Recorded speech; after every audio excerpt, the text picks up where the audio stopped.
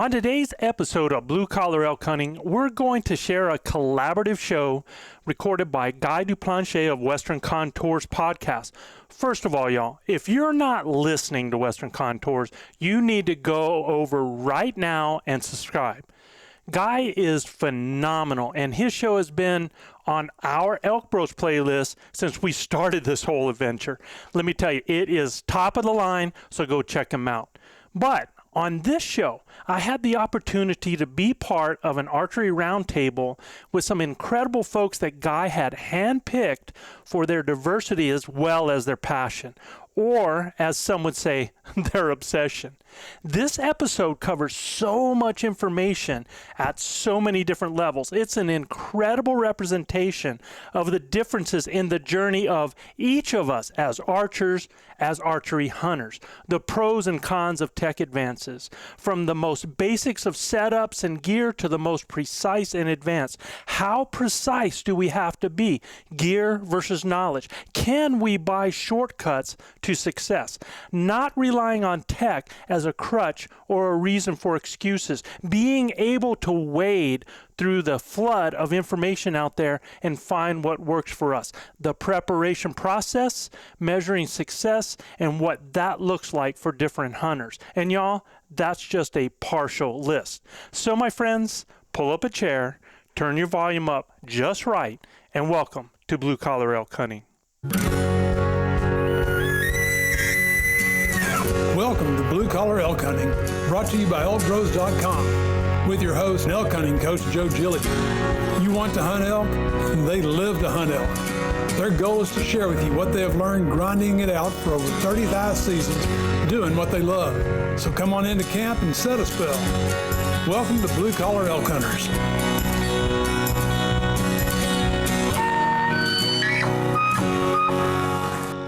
I appreciate you guys jumping on for this. I'm going to just go through, man. I'm going to do it in alphabetical order to the best of my small brain's memory. But we got Mr. Michael Batease. I don't know, Mike, what are you batting, man? You about a 98% or 97% in the elk woods over the years, man. That 96 to 98 range. So been extremely blessed. So we're going to title Mike Mr. Home Run for this one. And then we got my buddy, Mr. Kyle Davidson. He's the engineer. He's the brains behind this band of miscreants. We had to have at least one brain. So Kyle, I don't know if it's enough. A membrane? We had So Kyle, give us a little bit, man. So I am the owner of DCA Custom Arrows. I specialize in making premium custom arrows. They're custom fit for your draw length, your bow IBO, your draw poundage, all that stuff. Go through, run all the numbers, make sure that you have an arrow that's going to fly straight and true and fast and hit hard out of your bow. On top of that, do custom wraps. Just happen to have some here. Custom wraps and make them look as good as they fly, man. Heck yeah, and they fly good and they pretty. I got some pretty wraps too. Yeah, Mr. Joe Giglia, Mr. Instinctive. If it ain't broke, I ain't fixing it. What's happening, man? Hey, how you doing tonight, man? You know how I am. Same day, but same here thing in New every day. Mexico, waiting on some snow to arrive, hoping to get more moisture like all you guys. Chad's down in Albuquerque, just a little ways down from me. And I think they've actually gotten more moisture than we have up in the hills. So we're waiting for that to happen. But, it's really cool to, I had never met Garrett before. And so I'm excited to do that. I've been watching Garrett going through his workouts and stuff and all of these, posting that stuff and been real proud of his work that he's been doing. So, Garrett, it's real nice to meet you, man. Thank you. Yeah, I really appreciate that. And we got Mr. Jim Huntsman, Mr. Do-It-All. And I think Jim is probably, and not just because Jim's a great guy, but Jim is very well-rounded in terms of hunting and his approach to hunting. And I thought he would bring a voice to this conversation. So Jim, thanks, man. What's happening? Hey, buddy, thanks for having me. I feel like I'm out of my league with all these guys you got on here. Just wait till we start talking. We'll reel you in real fast, buddy. Turn off the light. Hold on.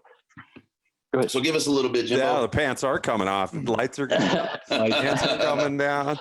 The mood is set. There. Set the mood. Yeah. What did you ask me something, Guy? I didn't just quite hear said, you. I I'm said, sorry. just give us a little bit who you are, etc. Just real brief, okay. and then we'll get into the whole. Yeah, I'm Jim Huntsman. I'm the host of the Western Huntsman podcast up here in North Idaho, and I fail at hunting more often than I'm successfandand just glad to be here. Appreciate you having me. Absolutely, brother. Yeah, And then we got my. Oh, sorry. Go ahead. Sandbagging guy. Jim's sandbagging, man. Yeah, he may be, but I love when he says that. And then we got the Rook, my buddy Cesar Moreno. What's up, brother? How you guys doing? Yeah, I mean, just to kind of introduce myself, I haven't really been doing archery or hunting for very long. I've been doing archery for about 5 years now. I mean, I guess relative to y'all, you know what I mean? It's pretty brand new. And then this last year was my first year of serious hunting. I went with Guy to Colorado for 10 days and did some pig hunting and deer hunting over the summer. And I hope to continue the trend. So, but in any case, I've been doing archery for about 5 years. And my day job, I do audio for university here in Southern California. So that's why I kept telling Guy about his mic. A couple quick notes. So this dude is an archer, like every sense of the word, an archer. Technical, pays attention to every aspect of his shot, wants to keep learning. I mean, this dude can flip and shoot, guys. And that's one of the reasons that I asked Cesar to be on, is because the dude is very articulate. He is very methodical. But he will soak up information and take that information and bend it to fit him. And it's beauty to see a new archer, especially with the flood of information, grab it like that, make it their own. The dude is Garrett. You would enjoy shooting with Cesar. This dude can shoot like a son of a bitch. Get him up to hoodoo this year. Yeah, if I could make that, man. Appreciate that, Guy. I always tell you that. What are you talking about? But yeah, the dude can shoot. So, and to get his perspective in this conversation, I felt was a big deal. So thanks for joining us. Mr. Chad Riker, backcountry rookie. I'm going to say this dude went from the minors to the majors in terms of, stepping up to the plate and really diving into, not just backcountry hunting, but hunting in general and every aspect of it. And then opening the door to, I don't even know, dude, thousands and thousands of people that were looking to take the plunge. So Chad brings a lot to the table in terms of, taking all this information that Garrett's putting out in. What's up, Chad? Welcome, man. Hey, man, appreciate that little intro. I like to think of myself as well-rounded also, but it's more in the physical conditioning sense than anything to do with hunting. So, no, man, I appreciate you having me on. Hopefully I bring something to this table. You guys are all incredible that are on the panel here. So we'll see. I may just be a fly on the wall back there hanging out. No way. That's the plan. There's a reason that I chose everyone that's on here. There's an absolute reason. From following, I pay attention to stuff. And then Mr. Garrett Weaver, man. And this is, again, alphabetical order. So not to last but least you, or least but last you, one of those. Yeah, Mr. Weaver, what's up, buddy? Not much. Excited and humbled to be here among all of these guys. I've been see a lot of your guys' names. I follow a lot of you guys, and it's just to be invited onto this podcast is an honor, man. And I appreciate you for being kind of like the middle of the spider web, connecting all of us. It's always nice to make new friends and stuff. And the interesting thing, when you said Mike Batease, him being like 98% in the woods, that totally reminded me of me, except unsuccessful. So we have something sort of in common, Mike, I guess. Perfect. You could be in the woods and you could be lost in the woods too. So I mean, yeah. Is that like percentage of actually being in the woods or being successful? Because But no, I'm excited for this conversation, guys, and everybody here. Thank you for letting me be a part of it. So, heck yeah. Well, I appreciate y'all for doing it. So I'm going to kick it off, man. I wasn't sure how I was going to control this, right? So I really want to have an open forum and I want to have some fun, but I do want to provide the listenership on my platform, and if you guys choose to use this, some valuable information, right? And there's so much information out there.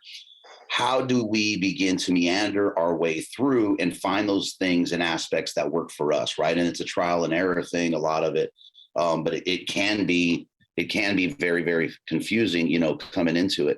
So I just wanted to kind of hit on that stuff and show folks that, hey, that you can do this no matter, where you're at in this process. So I think I'm going to go through one by one and we'll just start picking apart. If somebody has something to comment on, by all means, let the guy finish and then comment. I don't care if you trash them a little bit. That'll keep it fun. We can get a little bit long-winded. I know, Lord knows I can. Why is this thing doing this? This stupid email wants to pop up. Okay. I did it. Sorry, guys. All right. I'm going to just have to live with that until I can figure it out. So I kind of want to start with some simple questions to kind of each and every one of you. So I'll start with you, Mike.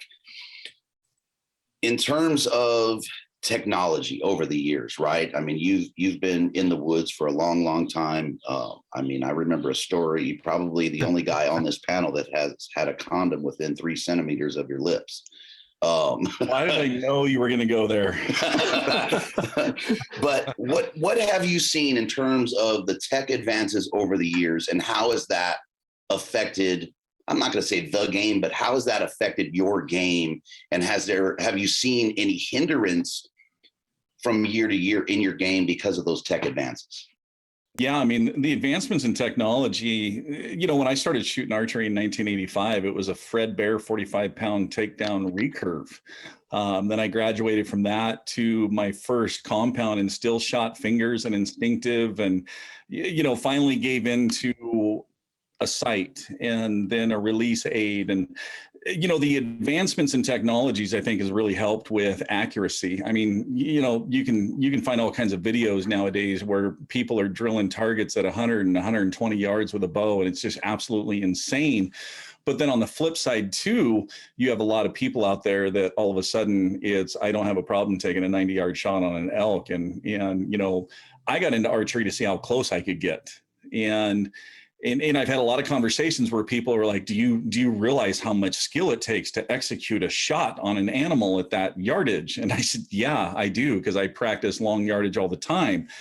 Do you know how much skill it takes to get an elk at 4 yards with a call? Mm-hmm. And also on that shot, there's so many variables. And that's the part about archery, is removing as many variables as possible to increase your chances of success and taking that harvest home with you. And so, the advancement, it's been a help, but it's also been a hindrance, because on X, I mean, being able to scout areas and know where you're at out there, but also too, on the flip side, now a little bit of the woodsmanship skills is lost a little bit because we're relying on technology. And so it's a double-edged sword. It can help you go farther. It can help you find your way back. But on the flip side too, you lose some of those skills that some of the pioneers before us really, really had. So it's some of it I really, really like, and others it's like, come on, seriously? Are we just going to come out with something that's going to run out and do the hunting for us, and we can just sit in camp and go, okay, great, my tag's punched? So, Mr. Giglia. Yes, sir. If it ain't broke, go kill with it, right? So in kind of opposition versus most of us here, right? You've been hunting with the same setup, the same bow, the same method for 25 plus years. Yeah, the bow that I currently shoot is over 15 years old. It's the it's the Reflex Caribou made by Hoyt. It was the Chuck Adams bow, and that's because I'm a finger shooter, and I'm basically being manufactured into extinction right now. It's really hard for me to find a bow over 40 inches at that to shoot with fingers without having extreme finger pinch. So I've stuck with what I have. I mean, if it wasn't for guys around me that were like drug pushers pushing these new things on me sometimes, I'd still be shooting double X's, man. I mean, I shot double X 75s, and, you know, I have shot wasp broadheads forever. I mean, I'd have to go on the internet to be able to find the old Camlock conicals for a long time. And, you know, then they changed to the hammer, got some chisels. So some of that stuff changed a little bit, but, you know, same bow 15 years. And in the last 15 years, I've been 100% in the last, you know, about that. So I've been blessed. But I think it really, you know, when we talk about the technology of equipment, and when you talk about technology period and things like that, people can think that that's going to be a shortcut to success when actually it's not about.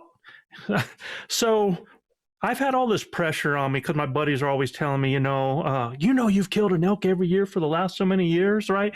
And so you kind of go out there sometimes, and I never thought about it before. I just thought that was something I was supposed to do. And then we're all supposed to do. We just don't. I'm doing it all wrong. I'm screwing it up every year. And I'm out there one year and my bow blows up on me. So one thing you never do is travel on a four-wheeler with your bow mounted on the front so that mud can get inside your axles, man, because it will roll that cable right off of it, man. And blew up on me. I always pull back before I go in. It blows up. So long story short, I come home, I tell my wife, well, I guess this is the one year I'm not going to get one. I said, I'm going to have to, and she goes, why? And I said, I'm going to have to get my other bow, get it out there, get it set up, shoot it, and then get back up in the mountains. And she's like, I didn't know it was about the equipment. I thought it was about the hunter behind the equipment. And I mean, my wife smacks me in the face all the time.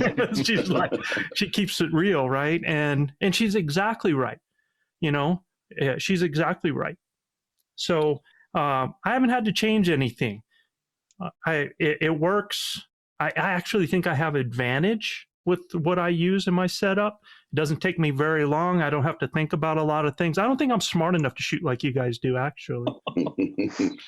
So, Mr. Davidson, where's the line between archery, the tech, and that advancement? Yeah. From the engineer, right? Yep. I think, I'm not as, I'll say distinguished because I don't want to say old and offend everybody else that's already gone. But I haven't been shooting as long. I'm kind of new to the game, but I do see the advancements, and I hear what you guys are saying. It is kind of, sugarcoating it or something, or trying to make it a little too easy or something like that. But I also think that the counterpoint to that is that bows are getting better. They're more reliable. They're better tuned. People are getting into that game and figuring out how it's done.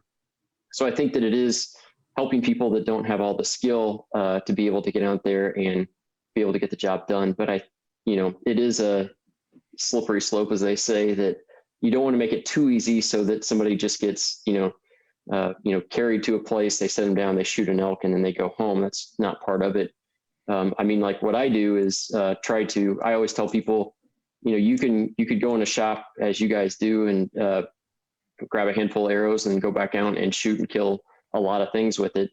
What I do with kind of I'm kind of the counterpoint to everybody because I am the technology guy, but I stack the deck in the favor for that shot. So somebody that didn't have all the success or wasn't able to tune their bow perfectly or something like that, maybe I'm helping them get to that point. So now when they do take that shot, hopefully they're doing things ethically and working for it and everything. But when they do, it's a higher success rate. Again, just trying to stack the deck in their favor. But I think that, it used to be, and I haven't been doing it nearly as long as those guys, but the bows now are a lot more universal. They're all good. There's nothing that's really wrong. Now you're finding just one that you like that fits you. It's kind of just picking on a glove now instead of finding one that's not going to blow up on you. as much. And then the consistency in manufacturing and all that kind of stuff, things are being done on computers, which is the counterpoint to everybody. But arrows are now more consistent, and along with the bows, the components, things are made better. The broadheads are getting, better made, sharper, et cetera, et cetera. So I think it is moving in the right direction. I think it's always going to be hard. You could take every shortcut you want, but to get the job done, you'd have to put in the work. So. Yeah. No, I was just going to say, cause Kyle and I did a test. So Kyle, remember? So yeah. I had long ago. Yeah. Cause everybody's walking into an archery shop, and Garrett, you can attest to this, cause you and I have talked about this a little bit. Everybody walks up to the rack and they look for the 001. I need the straightest, the most tolerance, tight tolerance, everything. And so when I got a hold of Kyle, and I'm like, okay, I want you to put your money where your mouth is. Build me a budget arrow. Go with the lowest grade that you have and build me a dozen budget arrows. Those things group just as good as walking in and spending almost twice the price on an 001. Yeah, it's interesting. The difference of a human hair. No, that's what I tell people. So this is going to make a lot of people mad, but whatever. It's the truth. I goaded you into this, Kyle. I don't mind, man. I don't say anything I'm a mechanical engineer in my day job, for everybody that doesn't know that. And I've spent my entire career in R&D. So I've been doing research and development in mechanical engineering the last 21 years. I'm older than people think that I am. But I mean, people would come in with a napkin sketch, and then I would have to take that napkin sketch and make a product out of it. And that involved a lot of people, mechanical engineers, electrical engineers, everything. We had to work together to do it. But when I go in and say, this arrow is an 005 or an 008 or an 006 or an 001 straightness, everybody's like, oh, give me the straight, give me that straight 001. The difference between 003 and 001 is half of a human hair. And so, I mean, if there's a better way to make an arrow, I try to find it and I try to do it. I'm not half a human hair accurate with all my arrows, but it's a big selling point to people, is getting that straightness. I think that just on the arrow side, because that's all I really know, the consistency in the spine and the consistency of the spine around the arrow and the consistency of the spine in the set is way more important than just about anything else. And if that spine is super consistent in the set, then that will actually take care of the weight of it, because they can't be very different in weights and not have consistency in the spine.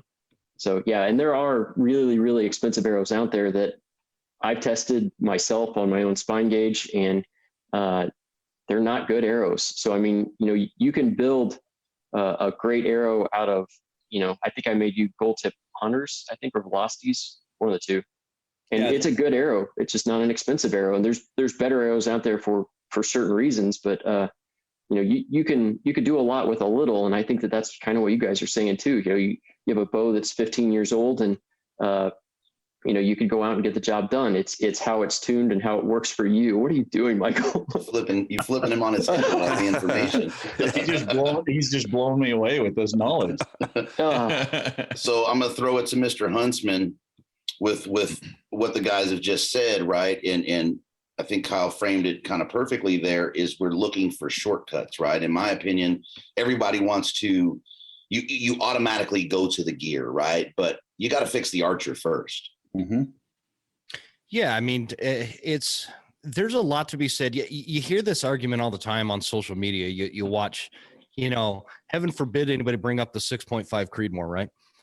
And kick him off. You look at these arguments between arrows and bows and rifles and even muzzle loaders, and there is something to be said for take what you have and learn how to use it well, right? And because you guys, it sounds like, just listening to you guys talk, you're a lot more technical than I am. I'm kind of like Joe. I've got a 10-year-old PSE Stinger I'm still using, and I know Michael Batease is going to be rolling his eyes at my bow setup, but it's been working for me, and I did make a deal with my wife though. We're looking at selling our house, and if the house sells by like April 15th, I'm getting a new bow. I'm going to finally upgrade. But for me, I'm just not a super technical guy, and I don't spend a lot of time worrying about some of these technical details that even you guys are talking about. It's for me, I have my bow, I have my arrows, I have my broadheads, and I shoot them a lot. Yeah. And for the most part, it's served me well. But there's also something that could be said. I think that I called both Michael and Joe this last September when I hit a bull up on the mountain, and I drove all the way to the top of the mountain to get phone service. And I was totally confused as to what happened. I don't quite know where the arrow hit. The bull ran off, and I thought he was dead, and I'd find him in the morning, and just never did. And so I was running scenarios by those guys going crazy. And so there might be something, to that too. Maybe I'm not technical enough. And that's why what happened last September happened to me. And so that's just kind of, I wouldn't say it's old school. I would say it's more of a lack of interest in super technical gear, because I just really don't have a lot of high-end technical gear that I'm always upgrading. I find something that works and I keep it for years. Stick with it. I don't think it would matter what you were using, but sometimes we can do everything right, totally right, and things can go to crap in a hurry, and it happens. And very true. I've seen. I had a hunter this year put it in the pocket, quartering away. And somehow that arrow deflects, gets one lung and comes out 8 inches behind the other lung on the other side. So what we should have had as a slam dunk ends up being a 30-hour search for an animal. That stuff happens. It happens. Yeah. It's heartbreaking. Yeah, absolutely. Yeah. So I wanted to have Garrett follow this whole thing up, but Jim kind of brought it into where I think Garrett would fit in, right? Because out of all of us, and forgive me guys if I misplace you in this, and I've always appreciated Garrett's quest to never stop advancing his craft in archery, right? And not necessarily looking for an easier way, but always looking for something that fit his scenarios and fit him better. And I've always appreciated that. And, his staying in his lane, if you will, right? And kind of keeping us in that lane with him and sharing what I'm going to call a gear or archery adventure with everybody. So I think Jim's segue into Garrett was perfect. So Garrett, we look at what Jim was saying about, this ain't broke, don't fix it. And it's sort of like a Giglia thing. You're on the opposite end of that spectrum to a point, right? And it's not that it's broke, but that constant evolution, if you will. Yeah, I couldn't probably be more opposite. So, if it's working perfectly, I seem to want to find the thing that doesn't work perfectly, so everybody else can know about it. So I'm constantly shooting. I get asked the question all the time, what broadheads and arrows am I shooting? And it's always, I don't know yet. Ask me in a week. Ask me when my arrows are in my quiver and I'm out on the trail, or, I don't know yet. And so my perspective is, you got to do what's best for you. Number one, if that's shooting, an XX75, I think like Joe was talking about, then shoot an XX75, or shoot a mechanical if you think that's what's best. I wouldn't suggest it, but do whatever you think is going to make you the most successful, because I believe confidence pours into success. And, I've seen guys that they couldn't call their way out of a paper bag, but they were so confident and they knew what to say, maybe not the best way to sound good or say it, and they'll go out and kill elk every year. Right. I mean, I got cousin who wears hickory and Carhartts and kills one almost every opening weekend. It's just, I couldn't tell you about it. Right. So, but yeah, my lane is testing gear and finding out what works, finding, how can I be a little bit more accurate? Is that building a better arrow? Is that tuning better? Is that shooting this workout versus shooting this workout? I mean, I just I don't think I posted it, but I was out in the middle of the pouring rain, testing my second and third access before last weekend's shoot, because my buddy Anthony drove over from Bend, and I was going to be damned if he was going to drive 2.5 hours to come beat me. And so I was, and I won. That's the whole point of the story. Nothing else matters. That was the whole point. Long way around. Yeah. Sorry, guys. So, but no, he shot really good, and I'm, if I wouldn't have taken that little trip out to the range, I would have got beat. And so I'm super competitive, but I think to piggyback off of, I forget who it was that was saying it, but woodsmanship is kind of a cost of tech, and on my platform, the last probably year or half a year, I've been stepping back from being more of a gear guy and transforming into woodsmanship. And my episodes with the bro guys, that's pretty much all I want to hit on is woodsmanship skills, because I've built myself up to be the gear guy. But honestly, what's costing me more opportunities and more success is my woodsmanship skills. I've killed elk at 81 yards, right in the pocket, but I'm more proud of that 17-yard kill, right? Like, that's a way cooler story. That's the heart of bow hunting. And there's just two different dynamics there. But as a bow hunter, my perspective is a little bit different than Mike's. Is I'm not good enough to get multiple shot opportunities a year. I'm taking the first one that's putting meat in my freezer that's inside my wheelhouse, and if that's 80 yards, which it is, I'm gonna shoot it. Right. So I'm going to put that meat in my freezer, and I'm going to work at getting better in the meantime. And so, and one thing that I've seen is tech has cost people opportunities. Absolutely. You have Onyx Hunt, guys are looking at their phone, there goes an animal. And if you would have been paying attention, you would have killed it. And I had I'll throw Anthony under the bus again in here. We were on Sled Springs last day, and he's figuring out his next lady of the night. And here comes a bull walking up on his side as we have him coming in, and we're waiting, and he's texting honeys, and here comes this bull right up. And if you would have been paying attention, you would have said, hey, get ready, draw. And then, so the bull stops at 40 yards, and I have my bow on my shoulder, and I'm like, yeah, this isn't going to happen. And then he trots off. So that's his fault. But that's technology. I mean, phones, the zero Garmin sight, electronics on your bow, Onyx. I mean, Onyx has made me a lot more successful, but I guarantee you it's costed me animals I don't even know about. So woodsmanship's going to kill more animals than any technology any day. I will stand by that statement. But being a more capable hunter is all part of the journey. And that's kind of where my lane comes into is increasing your capabilities as an archer. Your effectiveness. Yeah. If I could take that just a little bit to the other side, though, what Garrett's talking about Onyx is, yes, I agree what he's saying, but on the other hand, it has increased the ability for somebody to hunt fearlessly. And especially if they have woodsmanship skills. And I think for a lot of guys that brought woodsmanship to the game in the first place, that was able to combine Onyx with that, it's like, no, I don't have to worry about knowing where that fence line is. I don't have to worry about seeing that one landmark all the time. If that bull bugles, I don't care where that's coming from. I'm diving because I have something that's a little bit safer in my pocket, and I'm going to get back. And it doesn't matter if it's 2 hours after dark.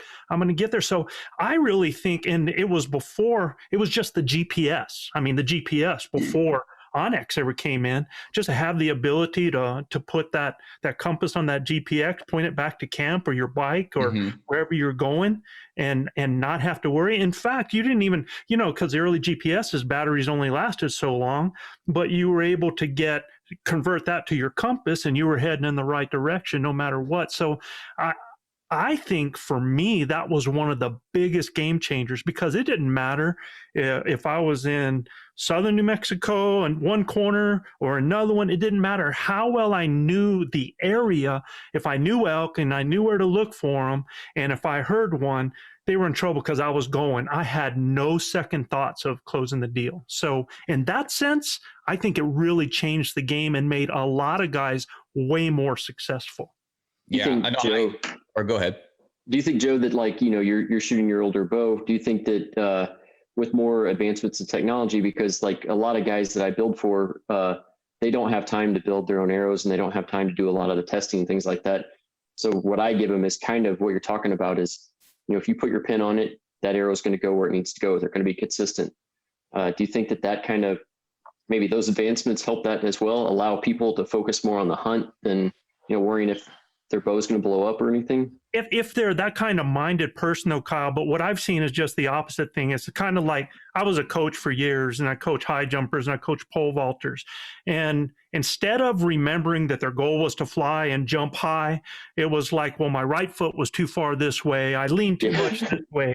All of this stuff where I have guys in my own crew that we always keep judos on our bow, because we like to shoot judos the whole time. Really keeps you in, keeps you hot during the hunt. And one of the guys in our crew, every time he's shooting off to the left, man. And he's like, yeah, that's that daggum arrow, man. It's just that and it's like in his head, and he's already trying to figure why this has happened and stuff. I said, let me see your arrow. And so I grab his judo, and we always shoot stuff that's just sitting out there. I pull it back, let it fly, nail it. And he looks at me and he's like, it's not your weight, it's not your length, it's none of that, but you pulled it back. And he's like, I'm shutting up, instead of complaining. I just don't like when the technology gets in the way of the head and they find excuses within it. That's all. Yeah, I think you need to keep the excuses and keep your not rely on it and not look to it as a crutch. But if it's helping you with the hunt, I think it's a good thing. Oh, yeah. I'm the first one to say, if it helps somebody be accurate and have a quick, ethical, responsible kill, man, I'm all for it. Yeah, absolutely. Yeah, Joe, I agree with what you just said, because, we've always had that same mentality also. We hear a bugle and our mentality is, let's get after it. Let's get it on the ground. We'll figure out how to get it out of here later. Yeah. And I mean, before Onyx and all that, brutal pack outs into some gnarly holes. And now that is kind of a nice feature to where you can pull that up and go, man, there's an old cut road right over here. So instead of going straight up, we're going to go down through the bottom, pop up a little bit on the other side and take that old cut road out, which, now you do have that ability to, man, there's a bugle in the bottom of that canyon where a lot of people will just stay up on the ridge and go, I ain't going down in there. But Mike, do you think that's lent itself to people looking at the contours on that map and saying, oh, hell no, even hearing that bugle? It depends on the mindset. Yeah, you will have those people that are like, I hope so. Yeah. Yeah, because we're the idiot ones that are going to go like, there's a bugle, well, let's go. Nope. And then we're down on the bottom, and then it's like, did you bring a knife and a fork, because we're gonna have to get this dude down here. We're not bread, man. So no, I think it goes both ways. I think some people, will take a look at it. We'll take a look at those contour lines and go, you know what, we can go find elk in an easier spot that's going to be easier to get it out. But those people that are really Garrett's lying. I've seen that rosy country deep. Oh yeah, that's true. Yeah, but no, other people, it does. It gives them that confidence that they're like, you know what? Hey, I can get this animal out of here. Packing an elk off the mountain is not an easy task. So I mean, it's flat out work. And so if you have that ability to where you can find an alternate route out of there or this or that. And I think too, it's a great tool, pop up on your computer at home and really scout your area. And like Joe touched on, get to know your area even better. And it's amazing how all of a sudden you find little tiny hidden pockets, because that's one thing that I've loved about it. When out hunting the area and you stumble across something, it's like, man, I never even knew this was here. Drop a pin, how to find your way back to that, instead of, God, I think we're heading the right direction. Do you remember that tree over there? Did we go left of the tree or right of the tree, or how do we get in there? So it gets you back into some of those spots. But at the same time, make sure you're not a passenger. Right. Make sure that you're a driver, because those guys that just start looking down at that and just, following that magnetic, pin going someplace, they forget to look behind them to see what it looks like where they've just come from, and pay attention to the areas around them. So just don't be a passenger in the process. Be an active participant. And I pride myself in being able to walk in the woods and be lost but not get lost. You know what I mean? Like that, to me, that is a huge part of woodsmanship, is being able to get those bearings, keep those bearings, and know that path you're on, right?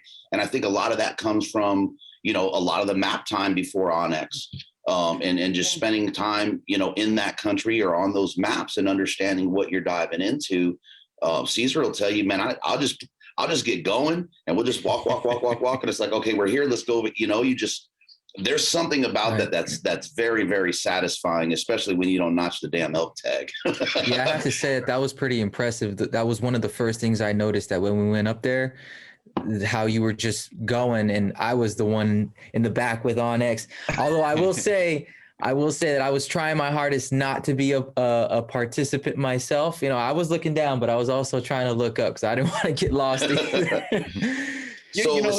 Hold on. Oh, I'm sorry. Let's get to Mr. Riker. I want to get through these and then we'll go crazy.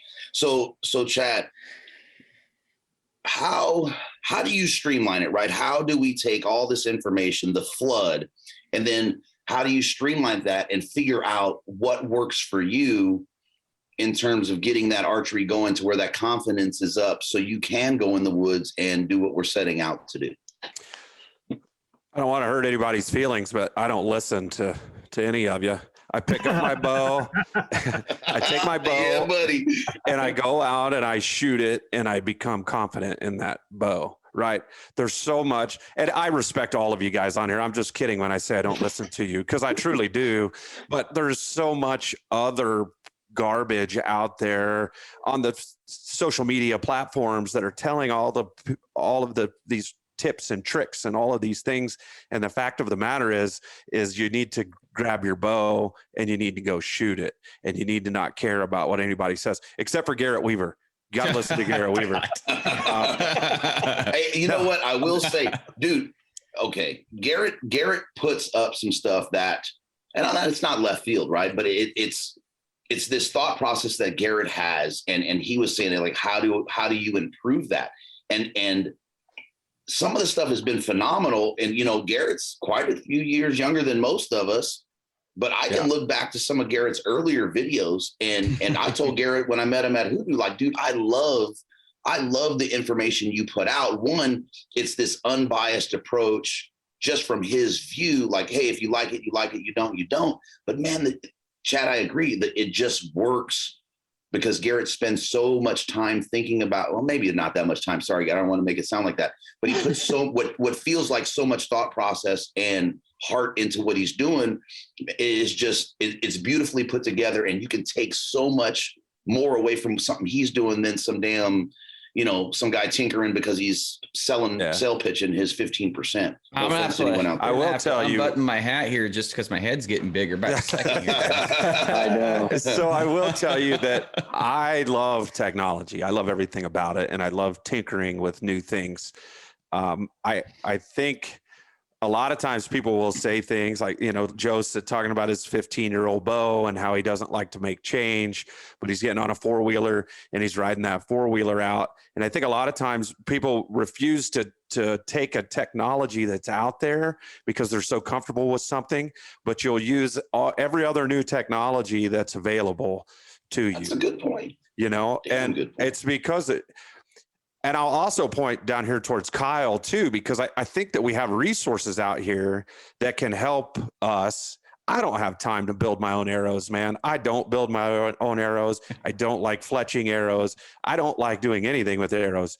And if I could buy a kick-ass arrow from a guy like Kyle and that saves me a whole afternoon or even a whole day or however long it takes me to screw up a dozen arrows and try to refletch them and then screw them up again and redo them again. That's a day where I could be out shooting 100 arrows at a target. And I know that I'm getting quality, because I promise you, Kyle can make a way better product than what I can make, no doubt in my mind, which will then increase that accuracy and increase that confidence. So there's a trail there. Could I put the time and effort into it to become a very good fletcher and to set up my own arrows? Probably. I probably could, but I'm not going to. I can tell you that. I'd rather put that time into, I could put it all kinds of different places. Family, so that I know when it's coming time for me to go hunting, I've put all that family time in and I'm ready to leave for 10 days or whatever it is. So I think that we have options out there that really can help us. And we do have new technologies that can help us. Some of it I don't agree with, right? I don't really agree with the zero side and some of these other things that are out there.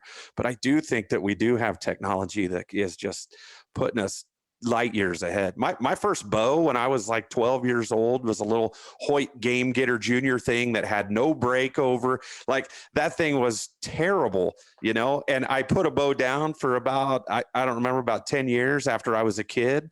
And when I picked up my first newer model bow, that thing was incredible, right? Like, I can't believe some of the advancement that's happened in bows. Like, you would never think it could. I look at I keep pointing over here because I got my bow sitting over here, but I look at this thing and I can't, like, what is 5 or 10 years from now, man? What are we going to have? What are these things going to be like 5 or 10 years? Anyway, sorry about that. That was a ramble. That was perfect. All right. So last and least, Cesar. So with everything we talked about and with what Chad just said, and I was trying to tie this way, and since you're early in your archery career, influence versus practical use, what have you seen as you're streaming all this information and now you're taking that, you know, to the range and then beyond the range into the woods? I mean, I think at first I felt like I've been doing this kind of arc thing here. And so at first I knew nothing. Right. I just was trying to learn as much as I could. And then I realized the sorts of technologies that you could use with your bow. Now, it's interesting to hear how, since I've only been doing this for 5 years, like the technology in bows in the last 5 years, I mean, I don't know that it's changed a ton.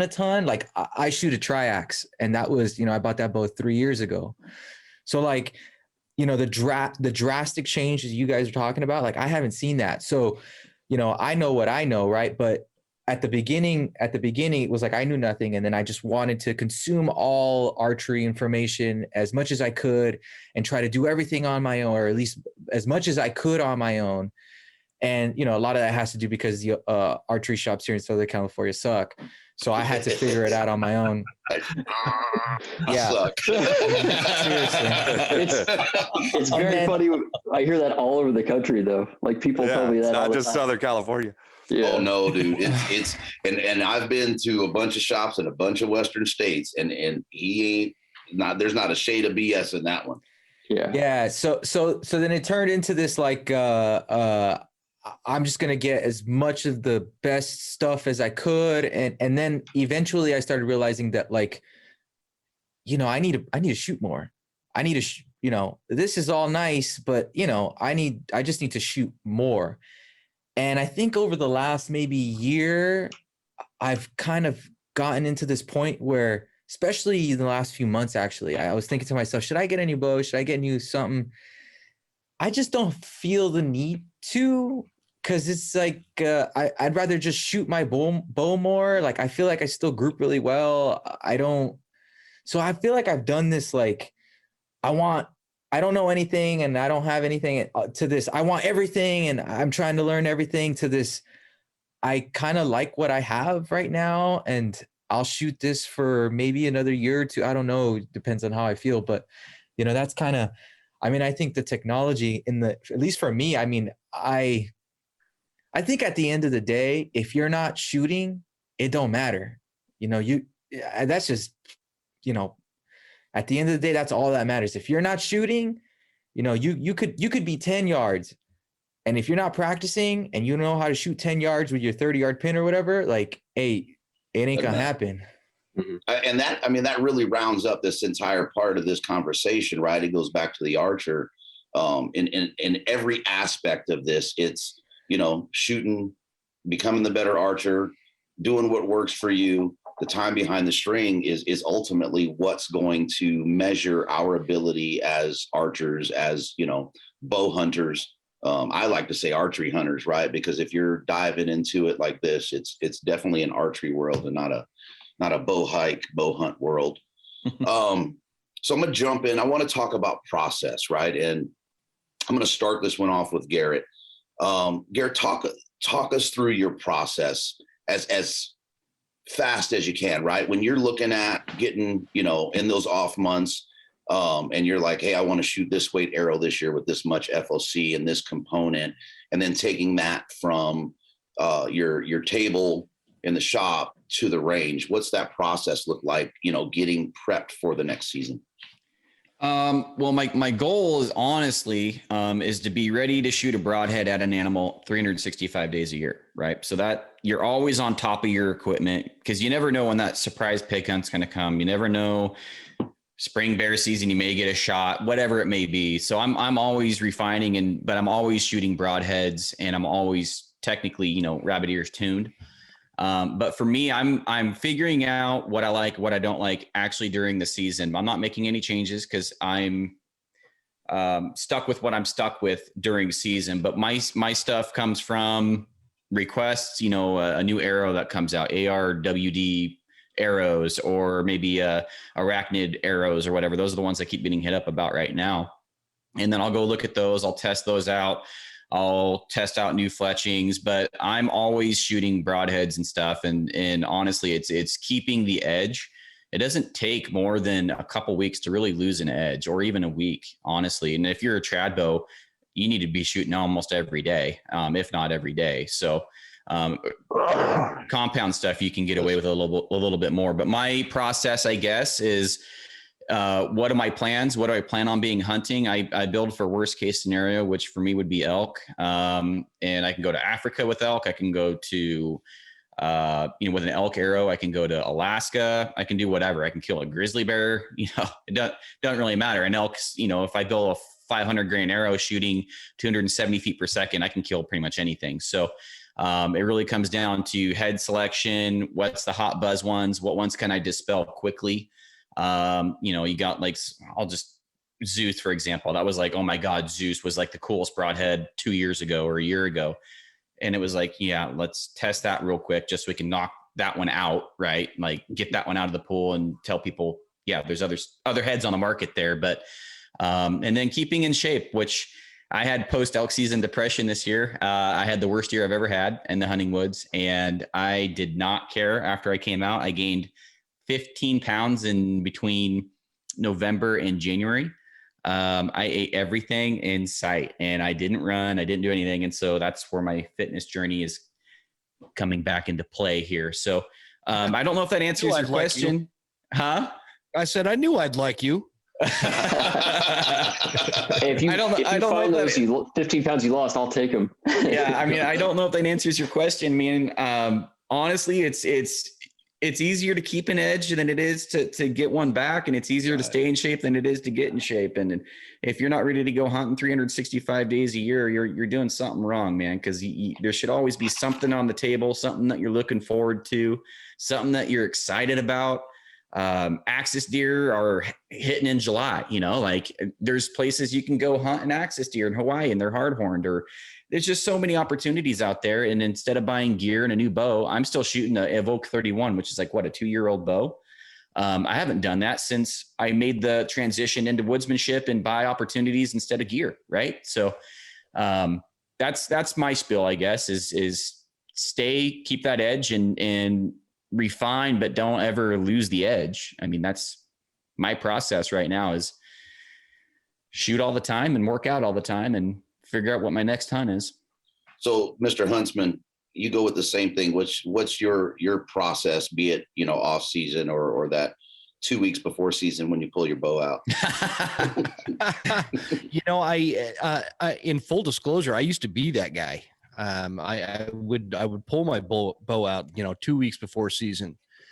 And this was years ago, but I'm on Team Garrett right now with that. I think that it's critical that that there's like this hashtag going around that there is no off season, and you can make light of that, but really there's not. And especially for where I live, it's there's always something going on other than in the dead of summer. In July and August, I don't have any seasons. Other than that, it's either elk season, it's deer season, it's bear season. I'm hunting wolves, turkeys, and it just is kind of continuous. And to Garrett's point, where I kind of did the same thing, where I came out of this last season and I got a little bit lethargic and it got out of shape.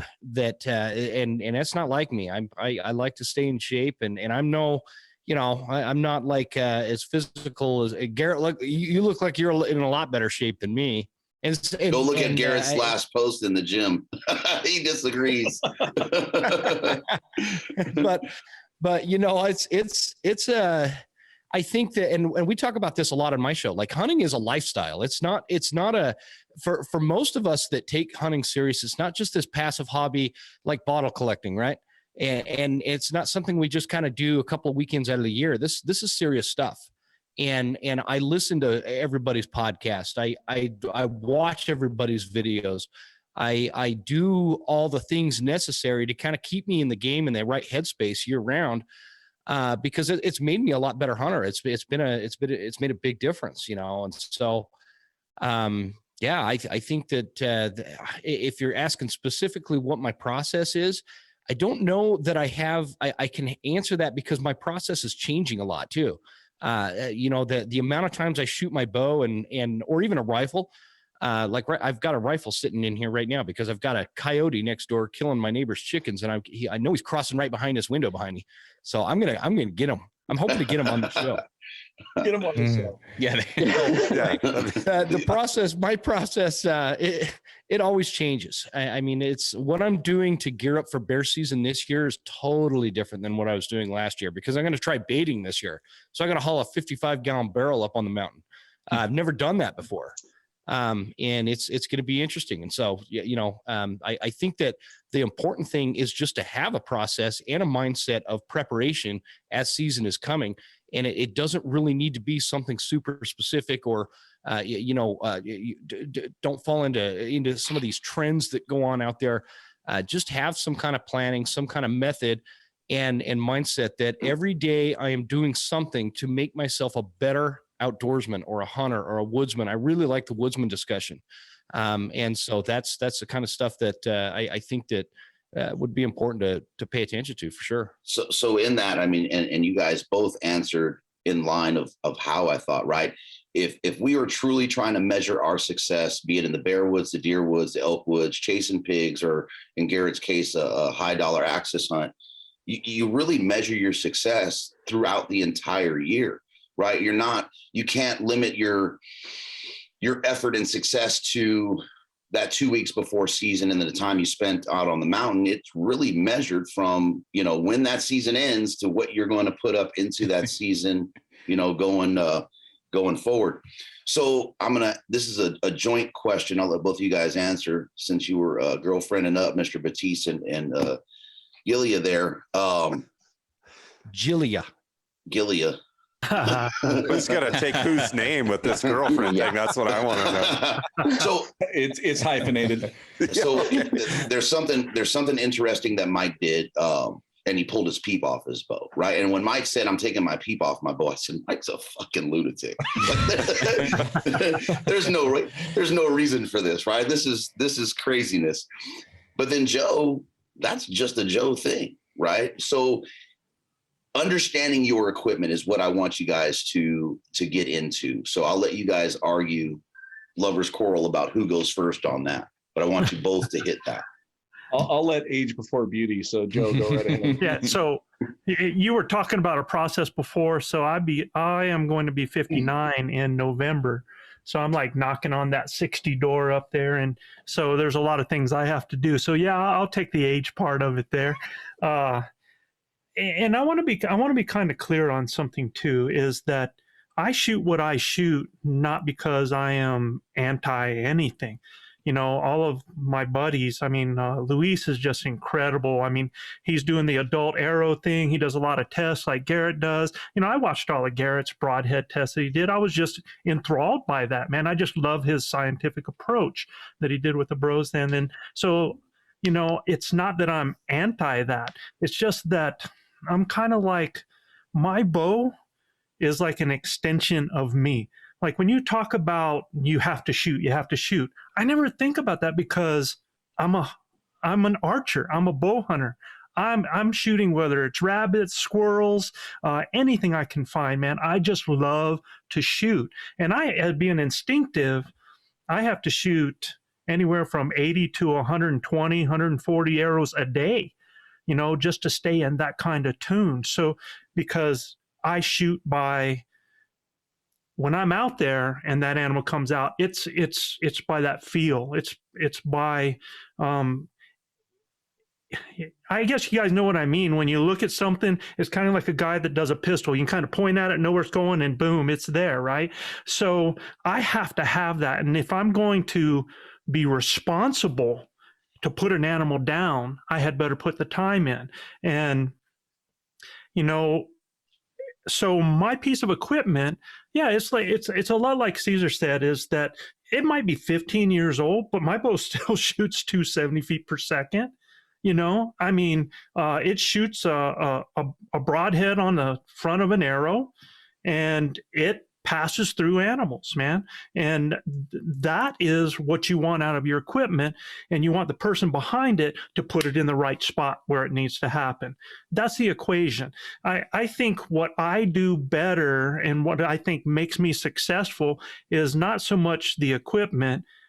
The equipment just becomes an extension of me. It's that I am able to eliminate failure points. So whenever there's so many times that we are in great situations and encounters, and we don't capitalize on that because of small failure points along the way that we either haven't found because of our equipment, or because we've changed the equipment, or we haven't worked with our equipment and the rest of the gear that we're doing, or we haven't done things in conditions.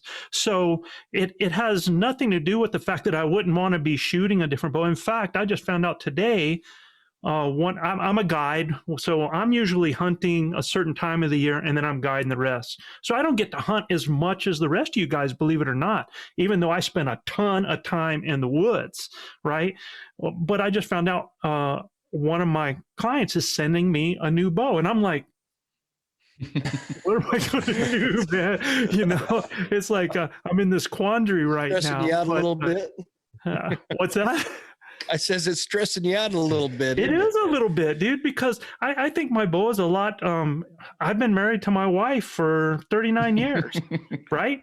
And I mean, when you find something that works, you stick with it. And if you know how it works, and I'll tell you another thing too. I think if you look at all my stuff in the past coming up to a certain point, I'm a retired teacher coach. So my income level raising a family did not allow me to buy different equipment all the time. I would have probably done that exploration, but my money had to go into tags. My money had to go into putting gas in my vehicle. My money had to go into things so that I could be in the woods hunting elk, right? And I want to make a statement real quick. I'm sorry to cut you off, but there's in some respects, that's the right path to be on, right? And I want to make sure that this question isn't, or when we're joking with Joe about, sticking with that, there's a point to that. And it's not a slash or anything by any stretch of the imagination. I just want to be clear. I know you know that, but I want to make sure that folks that are hearing that understand that this is a group of guys. The majority of us go back and forth on the phone and text and DMs, things like that. So I just want to be clear so people don't think we're smashing on the old guy in here. Well, listening to Joe talk and just in hearing about his success in the woods, I mean, him and I couldn't be more opposite on the gear part. Yeah. And look at his success rate compared to mine. That should speak volumes just about the wood. I mean, I hear Joe and I'm just thinking woodsmanship. Yes. Woodsmanship. And he reminds me of a killer out there. Friend of mine, Trent Fisher from Born and Raised. He doesn't know what he's shooting. He couldn't tell you what arrow, barely what broadhead, sure as hell couldn't tell you what grain it is. And the guy's a straight up killer, right? I mean, And I mean, that's just, it speaks volumes to me. The guys that I know that have killed, some guys over 1,000 animals with a bow, some guys, a lot of guys less, obviously, but I've talked, the biggest killers I've talked to, they don't care. They go out and they just get it done. And that's just echoing what Joe's saying there. And I'm really envious of the success you've had and sticking with it. I mean, that's pretty cool. Grinders tuning in, thank you for listening to the Blue Collar Elk Hunting Podcast. Our goal is to share our knowledge and help you flatten that learning curve so that you too can have some of the very same incredible experiences that have given all of us here at ElkBros a lifetime of memories. If you like what you hear or see, you can get all of this information plus so much more from our Base Camp Elk Hunting Training Camp, the first in a series of online courses from our Blue Collar Elk Academy. Our Base Camp Training Camp allows me to use my coaching style and share almost 40 years of elk hunting experiences successfully hunting elk on public lands, as well as over 20 years guiding hunters of all ages and experience levels. This course will be like nothing you have ever experienced in concept and structure, using success-based coaching techniques that will elevate your confidence and skill sets. Our camp will prepare you specifically from that final moment most in your control, those final minutes or seconds the elk is in front of you, backwards through each step and level, allowing you to see, visualize, understand, and relate every coaching point to what lies ahead, the next step, the next thought process, the next success. Because y'all, you've already been there. You know what it looks like. By tapping my 30 years of teaching and coaching experience, our camps are developed considering multiple learning modes with text, visuals, audio, as well as video. And Base Camp will benefit those new to elk hunting all the way to the 10 to 15 year vet. So if you are looking for that one thing to help you fill that tag this year, invest in the most important piece of equipment there is, you and your elk hunting knowledge. You can find the Blue Collar Elk Hunting Academy and the Base Camp Training Camp at ElkBros.com. That's ElkBros.com. Keep dreaming of the screaming, believing in achieving, and most of all, keep grinding. Joe, I have a question for you. Sorry. So you've been using the same setup for the last 15 years, you said?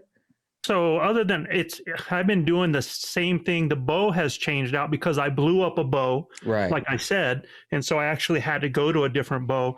And up to that point, I was shooting a Pearson spoiler for a while. I had shot Pearson Gray Ghost, and yeah, you're smiling up there, Johnny. You recognize that stuff, right? Yeah. I started out with the old PSE Nova that was $104 off the rack up there. It was just about propelling an arrow and knowing how I could pick up your bow, Cesar, and in 10 shots, I'll be hitting, because I learned the feel of your bow and I can adjust to that, right?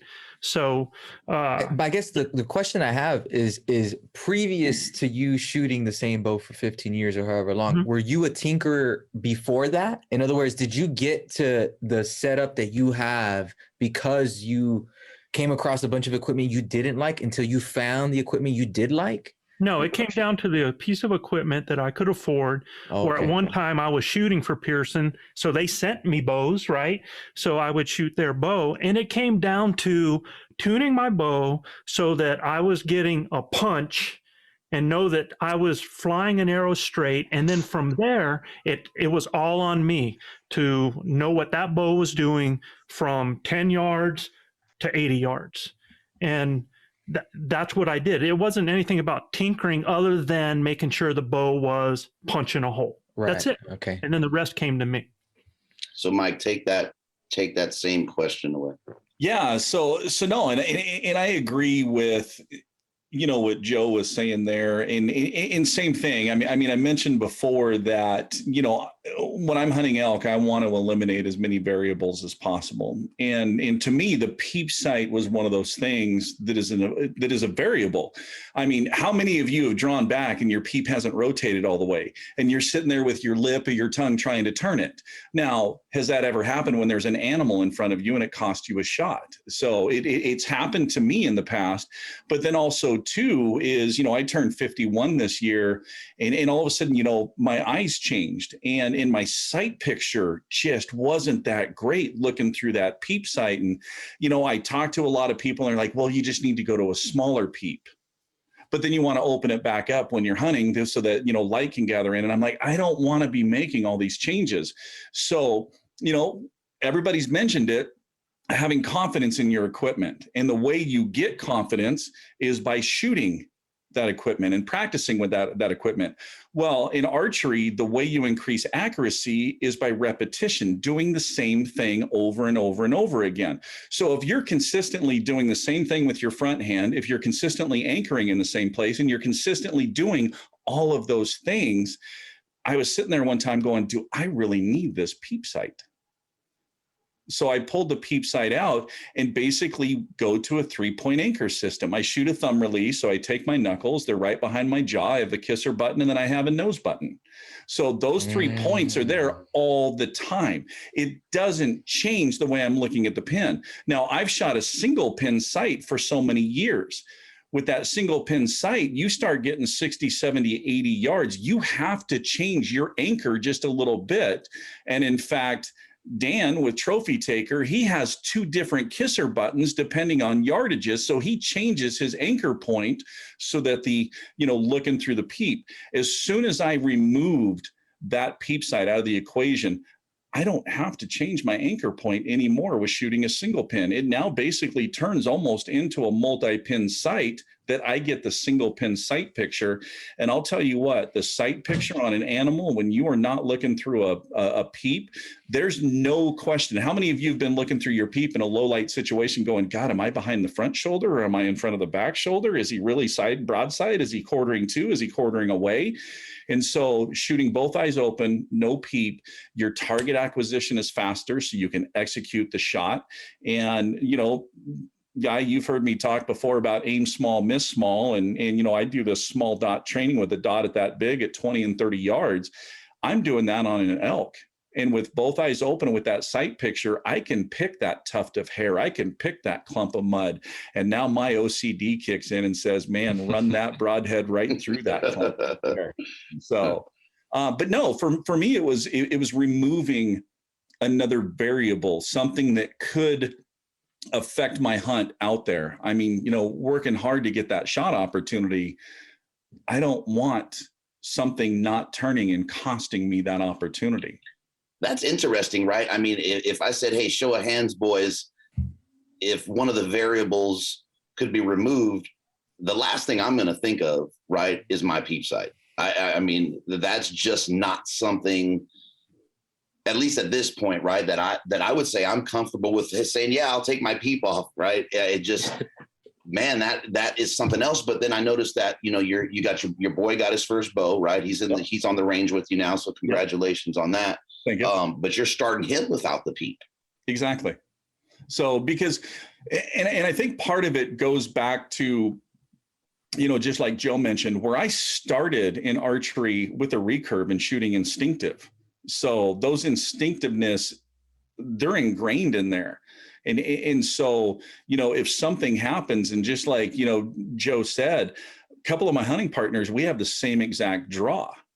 So I can grab their bow and know that if I take their bow and still do the same things, in just a couple of shots, I'm going to be drilling with their bow. So if I have my bow blow up because I drug it through the mud like Joe did on his 4-wheeler and it blows up on me, I can grab their bow and hunt. But yeah, I wanted Knox to experience that. And, Liz, my girlfriend, got her started shooting, and I got her started on the small dot. Man, it's funny. We shoot 3-4 nights a week, and you can just see that OCD and the teeth clenching because she's not putting all 3 arrows in that little tiny dot at 20 yards. And so I joked with her, and I'm like, let's yank your peep sight out.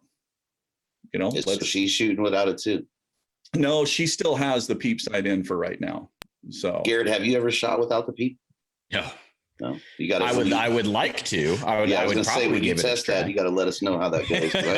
I'll tell you, I got a BTX that I don't really care about that much. I can just take the peep sight out of that. So I will tell you a peep sight story happened this year. You know, Gilbert and Ellis, great friend of mine. Gilbert out to 70, 80. He's just like, you know, you guys that shoot that and tag him like that. And he has a bull broadside at 34 yards, pulls back, and his peep is turned. And there he is trying to turn it with his nose. It was a failure point. And he ends up letting this bull walk. And you only get so many opportunities, man. That only happens so many times out there. And when he comes to me, he's like, Joe, man, my peep turned around. I'm like, at 34 yards, and that was a problem, you know? Send that bastard. Why didn't you drop that down a little bit and pop that puppy? Or, you know, couldn't you look on the side of your peep? And we had that conversation, and I was like, you know what, Gilbert, I know that's going to be a problem because that was a failure point. And I know the next time if that happens, you will have practiced so without using your peep and found a way so that if that ever happens again, you're still going to be able to shoot that animal. And so we go back to camp. That's the first thing he's doing, you know, is he's shooting and he's changing how he's looking to the side of his peep instead and realize what he has to do for that to happen. So again, you know, that's why, you know, pins that get loose, that can happen, man. You got a peep that can twist on you. That can happen. You can have a release that goes off early on you. You know, it's just those types of things that become those little failures that become huge in a season. Mm-hmm. Yeah, that missed opportunity. I mean, it's a 10% game. You gotta try and stay out of that 99 somehow, or that 90 somehow, right? And I guess that lends itself to it. I gotta say, you know, man, that no peep thing seems really interesting to me, especially what you're saying with the 3 points, you know, the kisser and the nose button. Like, I mean, at the end of the day, you think about it, right? It's all about your anchor. So what does it matter what you're looking through, right? So long as you're anchored in the right spot, same spot every single time, and you have the kisser and the nose button. I don't know. I'm intrigued. And you can go to my Instagram page or Facebook page, you know, at the Elk Calling Academy. And I've posted pictures of my group. I'm getting groups like this at 50, 60 yards. Yeah, it's pretty impressive. With no peep. Yeah, it's pretty impressive. I might have to try that out. Seriously. Yeah, not me. I'll watch you when we're at the range and see how that goes. All I'm saying is if you're going to keep a peep, find out what you're going to do if it fails on you. Have that ability. That's all I'm saying. So, I mean, Mike, are you shooting a adjustable sight, Mike? Yep. Still single pin. It's interesting. Me too. Very, very interesting. And I get asked that a lot too. It's like, well, I don't want to sit there and range and I don't want to adjust. And I don't. When I'm elk hunting, my single pin is set at 30 yards. And then I practice enough with Kentucky windage that I know where I'm going to hit at 20 and I know where I'm going to hit at 40. Absolutely. So I know exactly what it's going to perform. And actually, in so many people, and I'll have this conversation and they're like, I'm never going away from my 7-pin sight. And I'm like, oh, you know, that's your choice. The reason I went away is because I didn't want all this group of pins coming in from the side. I want this vertical that I can run that vertical right up the back of the leg. And then I can set my pin. And honestly, my average shot on all my elk harvested is 22 yards. So why not open up that sight picture? Why not eliminate all those other things? So like I said, then I can find that tuft of hair that's out of place and drill that sucker. You know, the simpler things are the keep it simple, stupid type thing. And how many times have you heard somebody say, I shot the wrong pin? Yep. Yeah. You know, I've shot the wrong pin. And I've always encouraged guys, I'm like, there should be nothing that you're not able to kill with 3 pins. Mm-hmm. Nothing.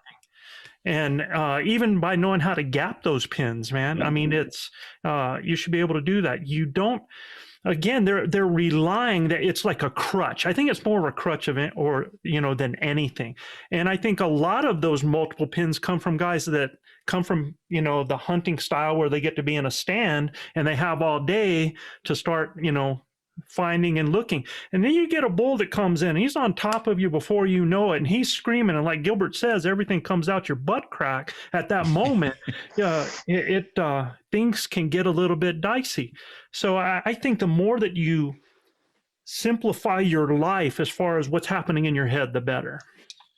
So I'm gonna drop the next one to Kyle and Jim. I'm interested to hear the contrast in this, and it kind of comes off of what Joe was just saying.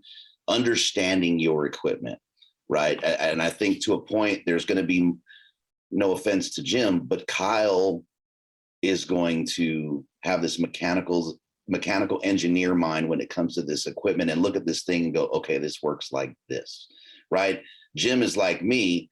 It's practical use thing, right? Okay, yeah, that kind of looks funny there, but yeah, I can shoot with the damn thing. So you guys take that one and understanding your equipment, and then how, Kyle, more so from you, how does that affect you as an archer with that understanding of how the equipment is actually functioning, if that makes sense? Yeah. Did you want me to go first? I guess I could. Go for it, man. Yeah, thank you. For me, like in general, life is that way. Like I can understand things and I can groove with things better because I understand how they work. And so when I pull my boat back, I know exactly what's happening. I know what every feeling is to me. And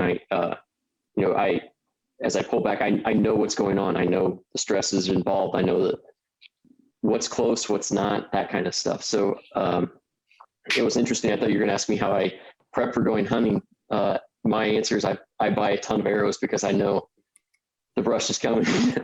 But and it's interesting too, like how differently engineers look at the world. It's complicated because if I don't understand it, then I have to. And that's with everything. We're talking, it's so interesting to hear you guys talk about things because I'm not a huge hunter. If somebody said that I could go, this is blasphemy in this room, I'll get kicked out. But if somebody said you could go hunting for a week by yourself, like here in Indiana, whitetail hunting by yourself for a week, or you could go to the range and I could have all of my lab radar. So it's not just the instantaneous velocity of the arrow, but I look at 100 points of data all the way up to 100 yards. So I do studies on arrow weight, veins, different veins. I've shot well over 30 different types of veins. I'm developing my own vein profile, and I've done probably 20 vein profiles that I've shot to get to where I am now. It's done, but it's getting molded. Anyway, so I've done studies like that with my lab radar. I made my own wind tunnel for arrows. So I could put any arrow in there. I could put any broadhead in there and it turns freely. And so I know, I can get RPM measurements, one vein versus another vein versus 1 degree, 2.5 degree, 5 degree, 4 fletch, 3 fletch. What's the drag? What's the drop? How does arrow weight affect, velocity? How fast does it shed velocity? What's it look like? And so all those things are kind of going through my mind as I'm drawing back. And it doesn't make it as complicated as it sounds, but I just know what's going on. And so I can, I picture it as it's going on. It's not like I'm just pulling back and doing something. I know what's all involved and what's going on with it. So, even to hear Joe talk, I'm running computational fluid dynamics on my computer right now to study the vein profile that I made to decrease the drag of it. So my vein that's coming out is quieter than a max stealth and has better stability than any of the other veins out there. Mathematically proven, not like, I've shot 5 elk or something, or I've shot 8 deer with it. I could prove it mathematically that it's better than this one. But that's the things that's interesting to me. You guys talk about, you don't like to fletch arrows. I love to fletch arrows. It's what I enjoy doing. It's relaxing. I love studying how arrow flight is affected. I like looking at, watching the wind tunnel. I like all that stuff. So for me, I've been, my big hunt is I go to Wisconsin once a year. I don't have access to a lot of land here in Indiana, and I honestly don't have time. Full-time job as a mechanical engineer and a full-time job building arrows for everybody. So it's good that I like what I do and am focused on it, because a lot of guys like you guys, it gives people a lot of confidence when they pull the bow back to know that some nerd somewhere in Indiana has done a lot of homework to figure out that, you know, this exact angle is the best to shoot, period. You know, it's like, yeah, would you like to hear me talk about veins for 3 hours? I easily could, you know. Some of you guys really know the answer to that. Garrett knows, and yeah. I got a definitely question for you knows. though. So does your vein provide as good a steering in the back as the Max Stealth, and is it easier to adhere? Because I'm sold if it is. Yes. So this is the material. This is not the vein. This is the material. And the answer is 100%, and I can mathematically prove it. It's quieter than the Max Stealth. It is more stable. Steering's a complicated task to discuss, and I don't want to dominate the podcast with the aerodynamics speak, but it is more stable than a Max Stealth on paper. If you go and shoot, it'll be exactly the same, but it's quieter than a Max Stealth. It's quieter than a Blazer. YouTube plug, but go to DCA Custom Arrows YouTube. The videos are horrible. They're short, but there's good data there. So check out the one with Saber on it, and you can hear the difference. Like a Max Hunter and a Blazer have what I call as a sizzle. So as it goes past the camera, you hear a and with a Max Stealth, you hear a and honestly, like I have another video out there where I shot 7 different veins talking about noise. And I didn't really have a dog in the fight. Honestly, at the end of it, I say, I don't think vein noise makes a difference. Your bow is louder. But not to name drop, but when I was doing arrows for Donnie Vincent, he was like, they have to be quiet. They have to be quiet. And I was like, why is that? He's like, I'm out in Alaska. It's freezing cold. There's nothing out there. So every noise carries forever. And so I was thinking about that. And it's true. When you shoot your bow, that noise that your bow makes is a thump, and that could get something's attention. So it's like paying attention, but it's that arrow flight. If it hears that, then that's tipping you off. And then along with that, it's like, why not? Why not make it quiet? And I honestly, like how I got into building arrows, I just kind of started messing around with things, and I was like, well, maybe this will work. And then it became obsession for sure. Like the veins are going to be passion. No, obsession. Passion is when you do it. Obsession is when you wake up 3 or 4 times at night with ideas that you have to write down or you can't go back to sleep. And I'm not joking. I think about it 24 hours a day. I do more rocket science than I do mechanical engineering now. Like literally I use programs they use to design rockets to design these veins. Not joking at all. So how far out are you on those? They're going to be about 2 months. So, like I said, I have the material now. I'm happy with it. That's what I've been doing. Like I've been bending it and holding it and then checking to make sure that it's going back straight. Because I hate that. I hate that. The vein has to be perfect. It can't be good. It has to be perfect.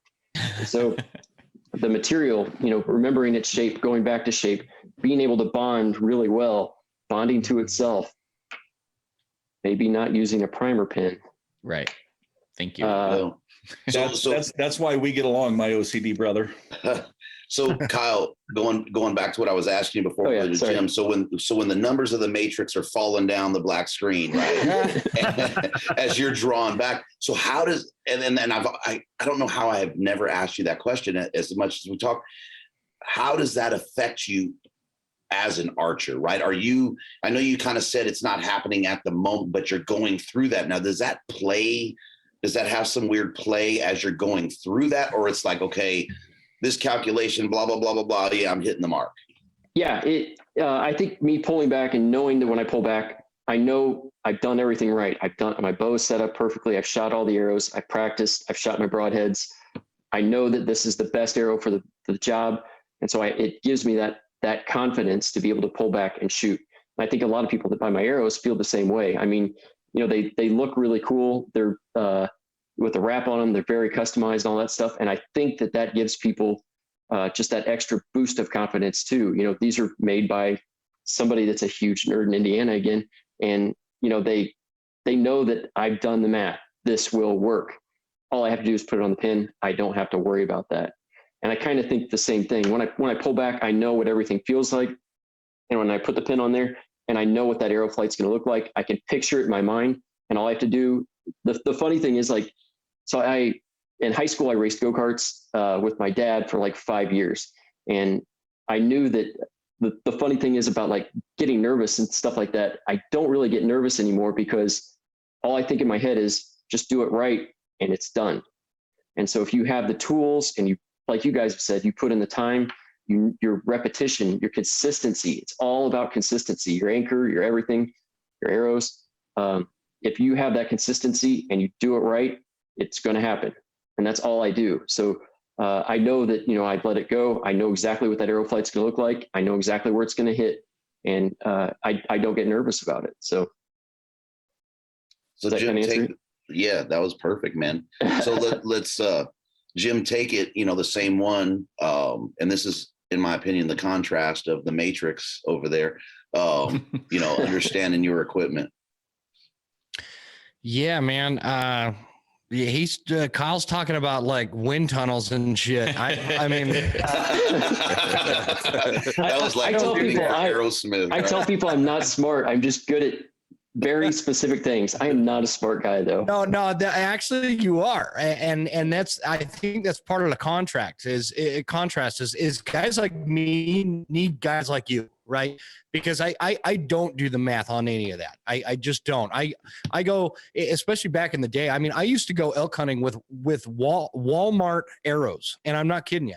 And I just didn't think about that kind of stuff. I'd take them out and I'd shoot them and see where they were going. And it's funny, in my day job, we have to take these personality tests, and you know, there's like 4 spectrums, and there's like this driver spectrum that I fall under. And then there's like this real analytical engineer type, detail oriented kind of spectrum, like that you would fall under. Right.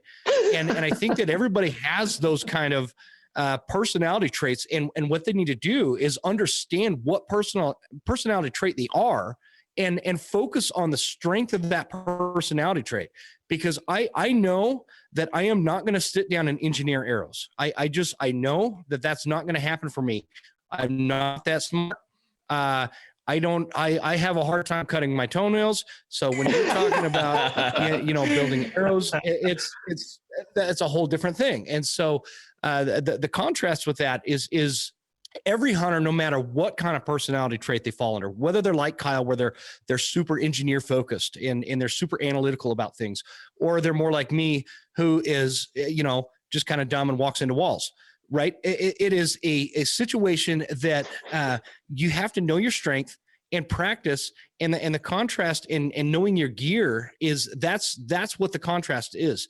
I think all of us, no matter what personality trait we are, if we're serious about hunting, we know our gear, we practice, we work at it, we know how it's going to perform. And sometimes, you know, it's not, I don't think anything is foolproof. I don't care how great the arrows are and how great your bow is. I don't think everything is 100% of the time. I've had great equipment fail me. I've had really bad equipment outperform really expensive equipment. And so it's just it's a matter of knowing where those fail points are and where your personal weaknesses are, depending on whether or not it's a physical thing or just a personality thing. So I don't know if that answered your question, Guy, but that's kind of what comes to mind when we're talking along these lines. No, it did for me. So Cesar, I'm gonna go with you on this one, right? And I think this will be interesting, and anyone that wants to chime in on this, right, just go ahead and chime in. When we're talking about, and Garrett hit on this, right? But I want your honest perspective, not influenced by anything you've heard, right? What have you done? How did you look at going into the pig hunt? You and I have talked, so I kind of know the answer. And then we had discussions going into deer season, and then our trip to Colorado for elk. When to be ready, right? When to be ready for season. If there's that level of tinkering, if that new gear presents itself, when to be ready. And we're talking archery, not fitness. I mean, so is your question, how do you know when you're ready to go out to? Well, we'll talk about that too. I was going to direct that question more to Chad. But I want you to talk about when to be ready. When should you be ready? If your season starts, our A zone starts in July, right? When should you be woods ready? I'm ready to send that broadhead. And I want you to talk about your experience, because there's going to be some contrast there to what the other guys have said, and some of the vets on this. I mean, well, the answer is you should always be ready. I don't know how that the reality of that is for most of us in regards to, like, you know, if we have day jobs and, you know, life at home and things like that, that may get in the way of that. But I mean, for me personally, you mentioned the pig hunt I went on last year. That was the first hunt I did. And, you know, I always shoot year round, sometimes more than others, but I always shoot. And when I found out that I was going to do the pig hunt, or when I kind of committed to going, you know, I was shooting all the time. Like, before work, I would go to the range and shoot, and then I'd go to work, and then I'd come home, and then I'd do that 5 days a week, and then I'd go to the range on the weekends. And then you know, in regards to, like, the arrows and what I decided to shoot, I started to get more in, or I started to think about more of maybe variety, right? Because I shot a certain type of arrow when I did the pig hunt, and then when I went on the deer hunt, I shot a different type of arrow, and that was just because, I don't know, I wanted to try something new. And then, I mean, I guess I don't want to be long-winded, but pretty much I think at the end of the day, you got to be able to put the arrow in the mark, and you know, whatever you need to do to get to that, that's what you need to do. For our elk hunt, I was really worried about that, because I don't know, you know, that's a big deal. For one, I wasn't sure if I was even going to get an opportunity, and if I did, I didn't want to blow that. So I was really nervous about that. So I'm gonna take it a little bit here, and I want Chad to respond to this. So Cesar was at the range, and Cesar and I met at the range. What do you think? 2.5 years ago? Yeah, something like that. There. And this guy can shoot. Like I said, I mean, he is a phenomenal archer. And I don't care who you put him next to. The guy, well, yeah, we can get into that, but, you know, in this room here, this guy could shoot. But when I said, hey, you know, we're talking, I'm like, dude, just go to Colorado with us, right? Just, you know, buy the tag, or if you just want to tag along, come on. You know, I don't know if even with the pig hunt, even with our early season archery deer, I don't know if I'm ready. And I'm like, dude, you've been shooting your bow for 4 years, right? For 4 years, you're dialing in, and I'm watching this guy. I mean, literally, he's dropping dimes, right? Literal dimes out at 80 yards with me, right? Without flinching. And as I'm fatiguing, right, and I'm like, man, I'm gonna take a break. This dude is still dropping dimes out at 80 yards, and it's just like, what are you waiting on, right? I think I understand. I mean, yeah. So I waited 4 years before I went out to hunt, because I wanted to make sure that I was going to be ethical. That was my biggest.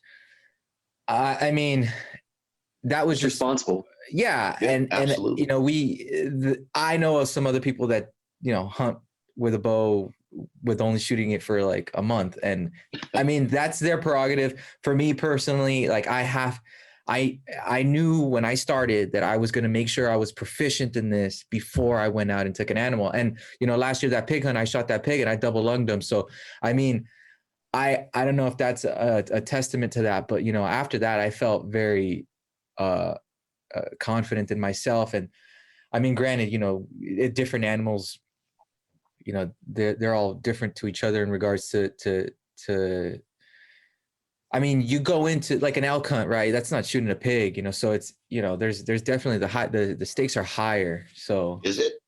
It's still alive, right? Yeah, albeit I mean, think about 1,100-pound animal versus a 200-pound animal. Think about the opportunities. Like those come few and far between, especially for you and I that don't go. I mean, for me personally, I only been out once. And I don't know when potentially I'm going to go again, you know, and I don't know. It's just one of those things where if you need to make it happen, it needs to happen, or you need to be able to make it happen. So Chad, with that, with your, you know, with backcountry rookies and everything, you get a lot of folks that are new into it. What do you tell them when they're in that position, right? When they're like, hey, I've been shooting my bow for, 2 years, or I've been shooting a bow for a year. And I'm not saying there's anything wrong with Cesar's decision to hold off, but what do you tell those folks? How do you advance their game so that they're ready to go and get into the woods. Yeah, I think the first thing that they really need to do is make sure their TikTok account and Instagram account and everything's ready to go so they can put Didn't out happen if you don't. sweet dance videos. No, I tell people all the time, just go. Just get out and do it, because you can sit at that range all day, every day, and you can drop those 80-yard bombs and you can do whatever. But until you get out there and you hit that mountain, none of that woodsmanship that we've been talking about on here, none of that happens. And you don't ever learn how to do any of it. We could argue. I mean, we could talk about how fun it is. Kyle, you're over there in Indiana. I grew up in Indiana. I know it's fun to sit in a tree stand, right? And I know it's fun to shoot whitetails out of a tree stand, but there's just nothing like the lessons that you learn at 10,000 feet when you're climbing deadfall and you're just absolutely getting hammered out there. And I think that you just have to go. That's how you know when you're ready, right? When you put the gas in the truck and you go down the road and you hit the woods. If you're not, and I tell people this a lot, I talk about it a lot on the podcast. If you don't think that you're ready to engage at an animal, shoot an animal, then don't buy the tag. Go with your buddies that year and just learn woodsmanship, learn how to be in the woods. A lot of these guys that are coming out from out east have never slept in a tent at 8,000 feet or 10,000 feet.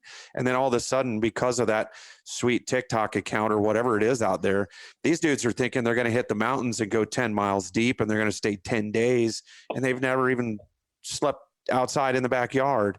So I think there's so much to learn just in getting outside and going out and just being part of it.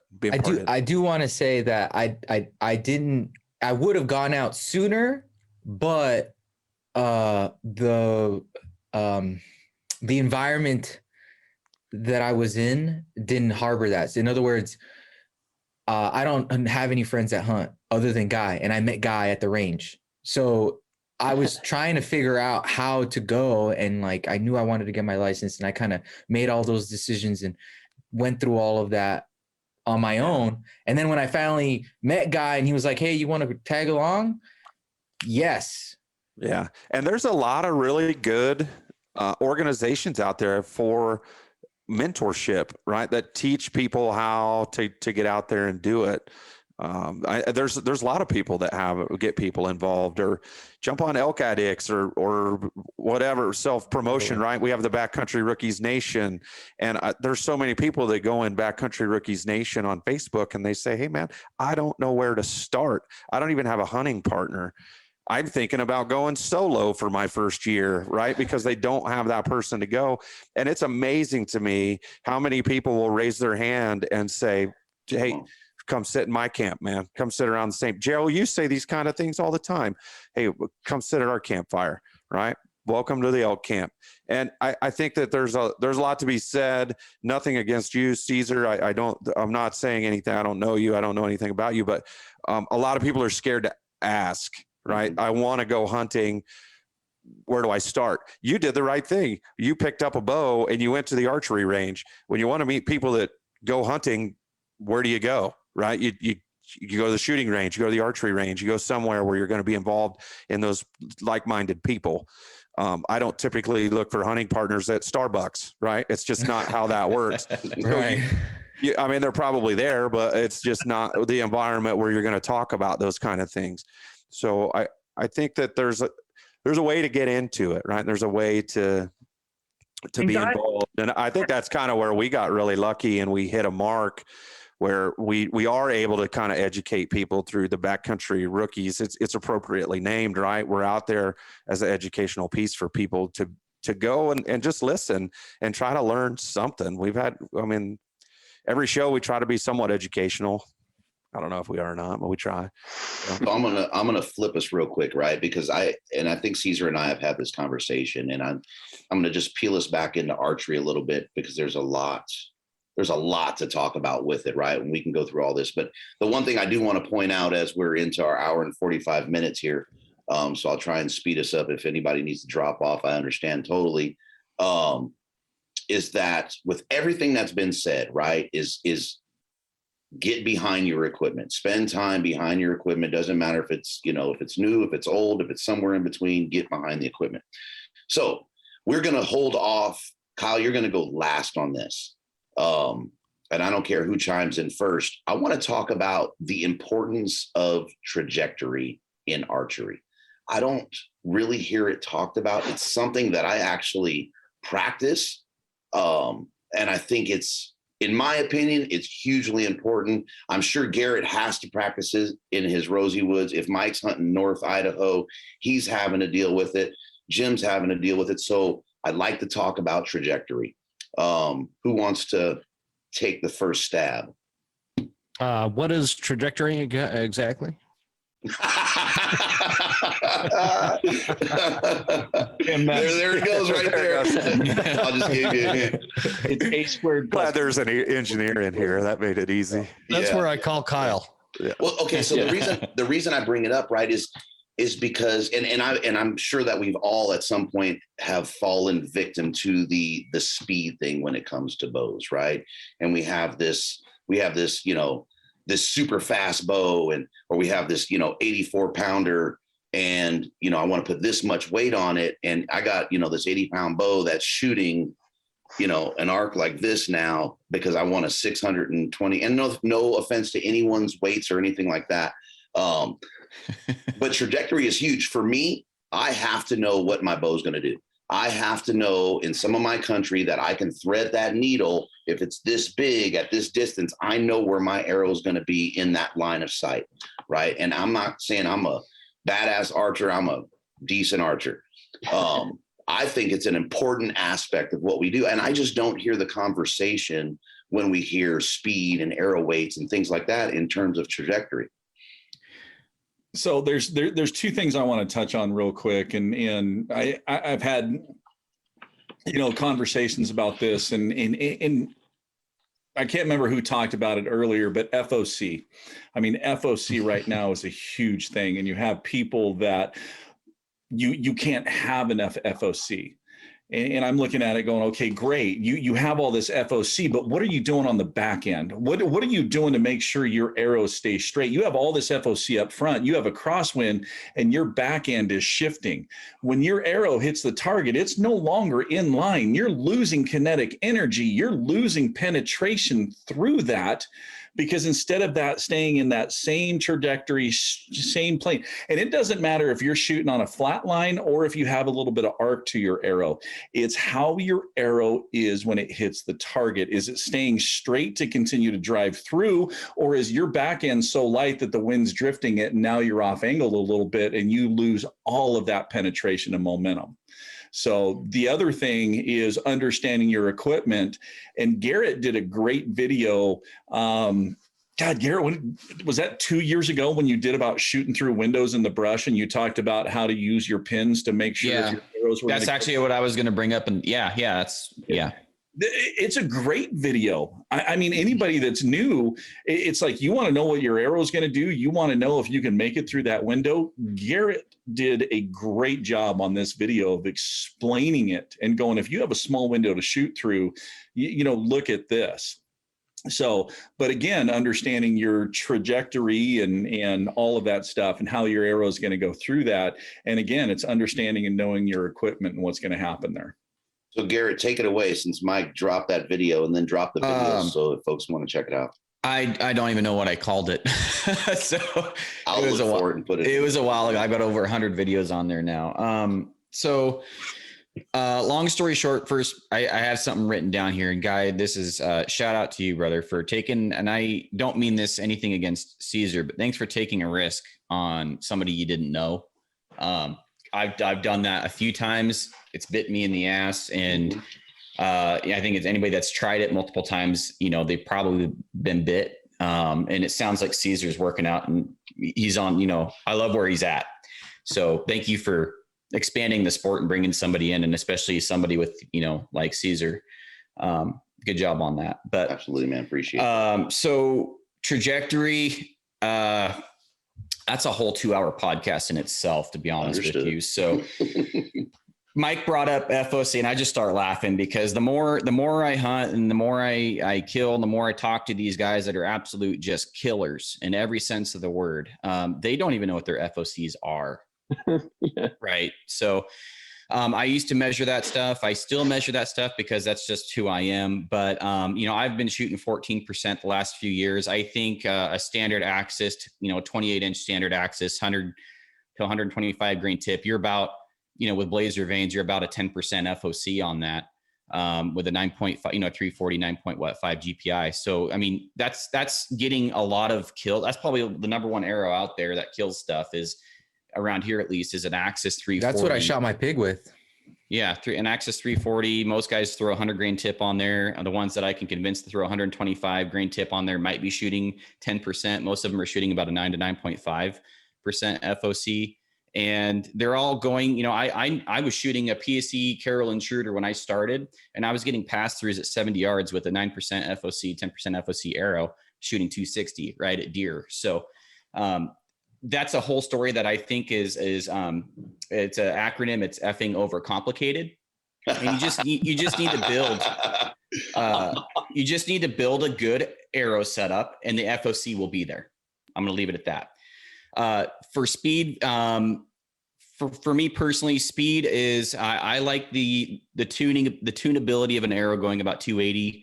I've since backed it down since I've been shooting about 500-ish grains. I shoot 480 right now, about 271 feet per second. And to explain what Mike brought up, the video, if you want to know if you're going to hit a tree or a limb, you have pins, probably 10, 20, 30, 40, 50, 60, whatever it may be. You can range that obstacle, preferably before the animal's there, right? A little bit of foresight goes a long ways. And when you failed as much as I have, you find eventually ways to succeed. You start ranging these things that are going to be an issue. And so if I have a limb that's at 40 yards and I draw back before that animal's there, right? I draw back and I'm aiming at 50 yards where I think he's going to come out, and my pin at 40 is on that limb, I'm going to smack that limb, right? So you can, with a little bit of foresight and planning and building your own failures, you can start to, find successes in scenarios where you would have hit that branch. And if you're not in the off season shooting through brush, viney maple here, there's cedar boughs, fir boughs, whatever it is. I shot through about a cell phone cord, maybe a little bit bigger than the cell phone cord of a limb, but I had shot through limbs, right? And I chopped that limb off, and I took 2 limbs that I'd chopped off in a video, and I smoked that bull at 17 yards. And I had 2 limbs that were, they were smaller than my finger here, about the size of that pin, but I had chopped those things off because I had chopped those things off on the way to my Reinhardt, 15 times before season, resharpened the broadheads, and those are the ones in my quivers. So trajectory is, shoot is, in my opinion, on trajectory, to sum this thing up, not to steal it from everybody, but shoot as heavy as you're happy with the trajectory. And so for me, that is, the happy medium. For everybody's different, but for me, I like to shoot no less than 260, just because it's just getting a little slow for what I like. Preferably stick around 270 to 280. And if I'm shooting something maybe like an antelope, I might I might build a special arrow for 290, but honestly, I'll probably just stick with a 275 grain arrow. When you drop down 20 feet per second and you shoot that for a year, that bull I killed at 81 yards 2 years ago, he didn't know any better. I mean, he didn't know my arrow wasn't shooting 280, right? And I didn't miss that trajectory. I mean, I didn't miss it. It was out in the middle of a unit. So, but I will say, if you're shooting stuff like in the coast, shooting a little bit faster is nice. If you're shooting second growth, 30, 40-year-old timber, you're having a lot of these, trees that the shooting lanes close up the higher you get. That is nice to have. So that's my spiel: is shoot is fat, or shoot as heavy as you can, as long as you're happy with the trajectory. Build a good arrow. The FOC will be there, and momentum. To me, momentum over KE is another one of my opinions, but that's a whole nother podcast. Go ahead, JoJo. So,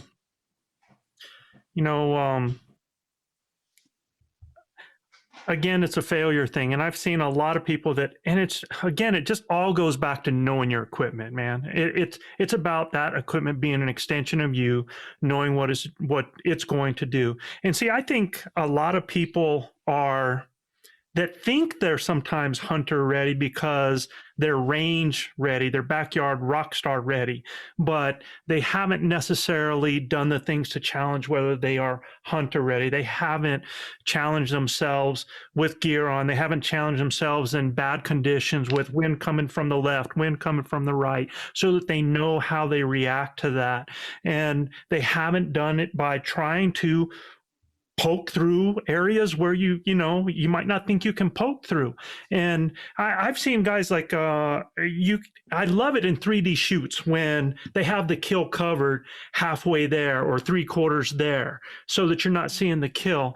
And so many guys that will shoot over the back of an animal because they're thinking so much about, instead of their spot that they're shooting, they're thinking about the object itself, or they'll think about it so much that they'll hit that object instead of realizing that, with what I shoot, if that thing is covering the kill area, I still aim at the kill because I'm going to go over and drop right in, and it's going to be a dead critter. So that's where I think knowing your trajectory, I don't call it trajectory. I just go knowing what your weapon is going to do. And if you do that, if you have shot it enough and you've gotten out there, you've shot off your knees, you've shot sitting down, you've shot leaning, think about all of those things that you are going to do in the field.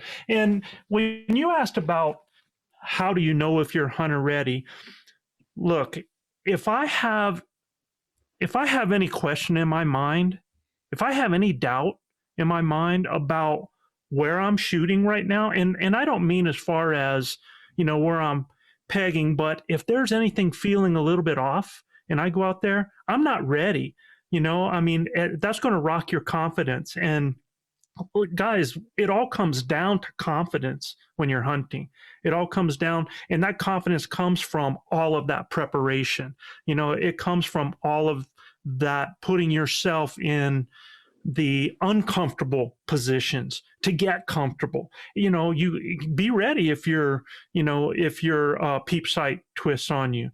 Be ready, if all of a sudden you go to, get that kisser button in and it's not there. What are you going to do? Are you going to freak out? Well, you still have another point of contact, right? You just stay right in your game because you practiced that. So, a trajectory is huge in that it opens your ability to know what you're going to do to make a shot, whether it's 20 yards, whether it's 30 yards, whether it's 70 yards out there. You might be shooting over top of something, and underneath something else that's there.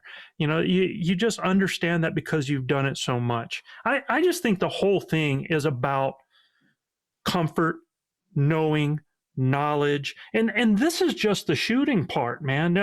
We've talked about gear all this time, and we're talking about investing in knowing that piece of equipment.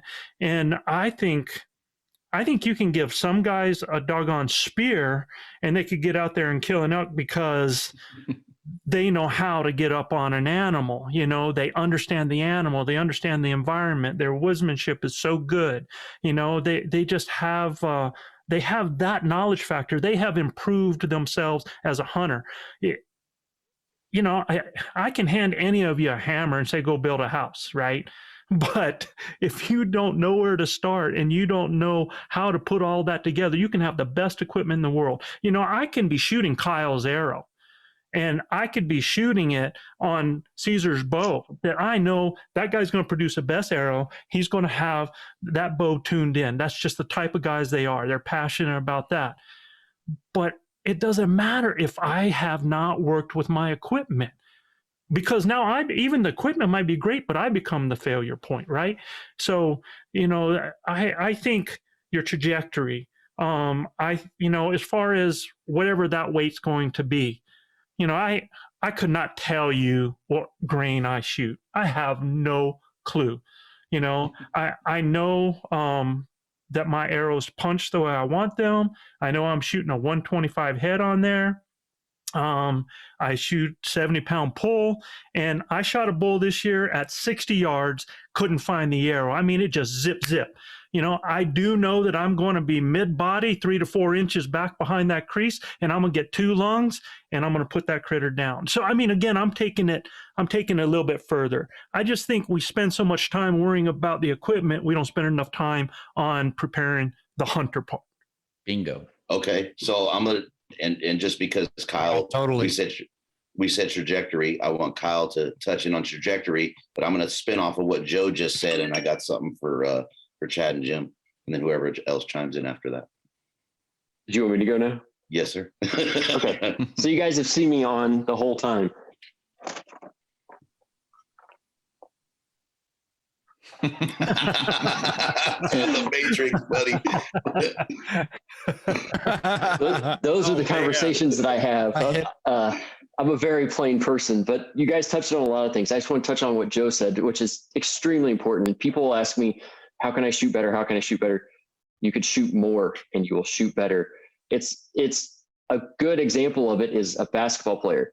You give, an excellent basketball player, an excellent shooter, a ball, and they don't say, how much force do you put on that ball? I shoot it and I know where it goes. It's like your equipment.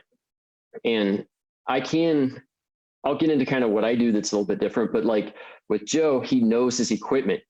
He doesn't, it's like knowing your best friend and calling him by his nickname his entire life and not knowing his name. You don't care. My friend from college is Diggs, and I call his house and I'm like, is Diggs there? And she's like, who? And I'm like, Mike. I have to think of his first name. But it's knowing your equipment, knowing when you release that ball that you know what that trajectory is going to look like. You know how it's going to fly. That's the important thing, I think, with it. And there's FOC as a whole. We're going to get back on that one, Guy. When my veins come out, Guy and Garrett, I want to be on to talk a lot about stuff.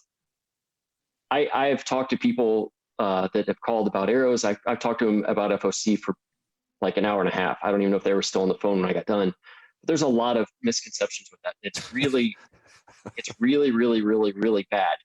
Most important thing that you can do is have an arrow that's flying true.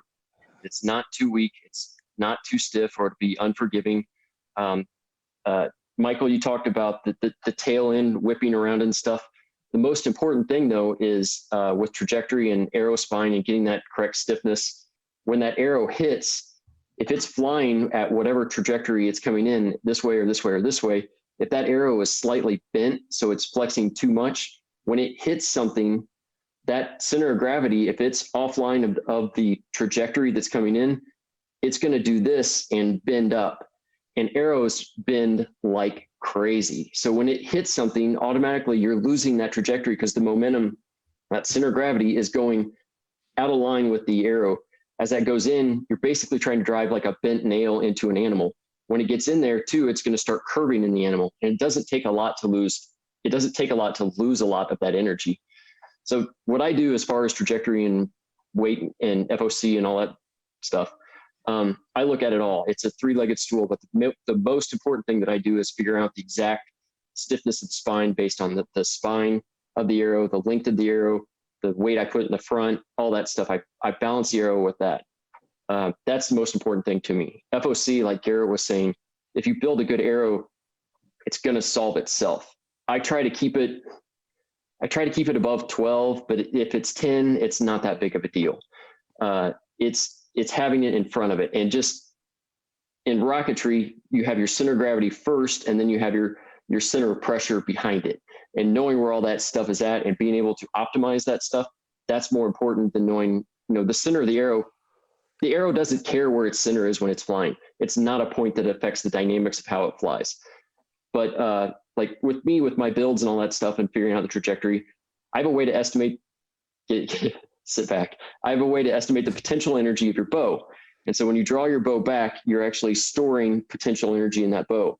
When you push your release or let go with your fingers, Joe, you release that potential energy into that arrow. So you have a fixed amount of potential energy based on your setup. And that's why I ask people about their IBO and their draw length, their draw weight, what bow they're shooting, all that stuff. I take all that into account and estimate the potential energy you have. And then I figure out how to optimize that potential energy to kinetic energy of the arrow transfer. I'm not big on kinetic energy either, but it's a way for me to make sure that I'm getting as much energy as I can behind that arrow and getting all that weight transferred. If you don't transfer all that potential energy into kinetic energy, you hear people at the range and it's like, bang, that energy goes into something. It goes in the vibration of the arrow or the bow. And so that's what all the noise you hear. If you have too heavy of an arrow on there, you're not getting all of the trajectory that you can with it. And usually you're leaving a little bit on the table. I'm not like a super heavy arrow kind of guy. It's like, somebody mentioned 270 and 280 is a good number. And I ask people, how far do you shoot? That's on my form for my website. It's how far do you shoot? The reason I ask that is because guys out west shoot further than guys in Indiana. If I shoot 80 yards at an animal, I have to go through 3 trees to get there. But out west, that might be a second shot, So out west, you need a faster arrow. But I look at that, how much potential energy do you have? And then how can we get there? So it's like, you can say, I want to shoot 150 yards. And I'll say, we got to have a conversation about that. With your setup, you're looking about this range. If you want to change that, here's some things you could do, but you don't need to shoot super fast. You need to have a good trajectory. I think 270 or 260 is good because that way, if you're 30 yards out or 35 yards out, it keeps you from dropping too much. Also, if you're shooting through obstacles, it gives you a flat enough trajectory to be able to hit windows and not have to, catch 2 or 3 feet of drop. Like I shoot, my arrow is 450 grains. I know from all my testing with arrow weights and stuff like that, how fast it will shed velocity. It'll shed roughly 35 feet per second. That's the deceleration of my arrow at 100 yards. So for every second that it's in the air, it's going to lose 35 feet per second. But if you go heavier, then you shed less weight, but your overall velocity could be lower because you start lower. You lose less, but you start with less. So to sum it up, yeah, shoot a good trajectory. I got a question for you. Have you Look at Michael. He didn't have hands on. Listening to you talk here and me being a tester kind of guy, I'm thinking you gave me inspiration to test the impact paradox and what would be the perfect FOC to get the best impact paradox when it actually hits an animal too. Because if you're way too low of I built 5% FOC arrows just for fun. But your impact paradox is absolutely going to suck. So have you tested anything there, or is there a good FOC to get the maximum amount of, or the least amount of impact paradox? What do you mean by impact paradox? So the flex of the arrow as it hits the animal. That's built into the flex of, so what I look at is the dynamic spine versus the static spine. Mm-hmm. And so static spine being, if your arrow says 300 on it, if your arrow says 300 on it, these are 400. But if it says 300 or 400, this is for everybody else. Garrett knows this. You put 2 pins 28 inches apart, and then you put a roughly 2 pound weight in the middle of it, and it'll deflect, 0.300. This is a 400. This is actually Aaron Snyder's wife's arrows, but it'll deflect that much. The dynamic spine is when you hit that release and it pushes on that. So when your string starts pushing on that arrow, your arrow doesn't want to move initially. And the things that affect that are the weight of the arrow and the weight at the point of the arrow. So as you try to push it, I tell people, I've said this on the couple podcasts, but if you try to push a bowling ball with a pool noodle, you can't do it. It'll fold up. If you try to push a baseball, you could do that. And that's the same thing. That's just affecting the spine of the arrow. So for me, what I've seen is having a true flight with an arrow. So having it, I kind of have a rough idea of the spine that I want. Actually, I have a very good idea of the spine that I want to get perfect flight. And if your arrow is flying good and you have good groupings with your arrows, consistent groupings with your arrows and tight groupings with your arrows, then it's not flexing too much. Because if it's flexing too much, what it's doing in flight is doing this, and it's also rotating. So you can actually see doing this, and it'll be grouping big. That means that you're getting too much flex with that arrow as it's going. It's wandering. So it's going this way, it's going down, and then when it rotates, and it goes down, and then it goes up, and then it goes out, and then they all hit, and you get a big, shotgun group. It's easy to see people that have arrows that are overspined versus underspined, because if you shoot like a seriously underspined arrow at a distance where you can get a decent grouping, for everybody that's different. But, if you could shoot, it's 60 is kind of your range, shoot that then. See where you can get good groups and bad groups. And people that shoot weak arrows get shotgun patterns that are just scattered. If people that shoot too heavy of a spine of an arrow have a good group, and then they'll have like one outlier, and it won't be a consistent arrow. If you mark your arrows and like you go out and you start shooting and you're like, okay, number 3 is always out, then get a better arrow builder. But you can BCA custom arrows always spine aligned. You can see which groups are what. And I've caught people. I've been like, walking out to the range, I don't talk to anybody unless they ask for advice, or if we're just talking and they ask a question, because I don't like to be that guy. But I can watch people shoot and be like, I know what's wrong with that dude. I'm not going to say it. I'm not going to say anything, but I have a good idea. Then there's just new guys there, and you need some time to go shoot and get comfortable with it. And you don't need somebody telling you what you're doing wrong all the time. Sometimes you just got to get into it and keep doing it and get that repetition down and find your flow, find your jump shot, get your Jim Furyk swing out and make it weird and make it work.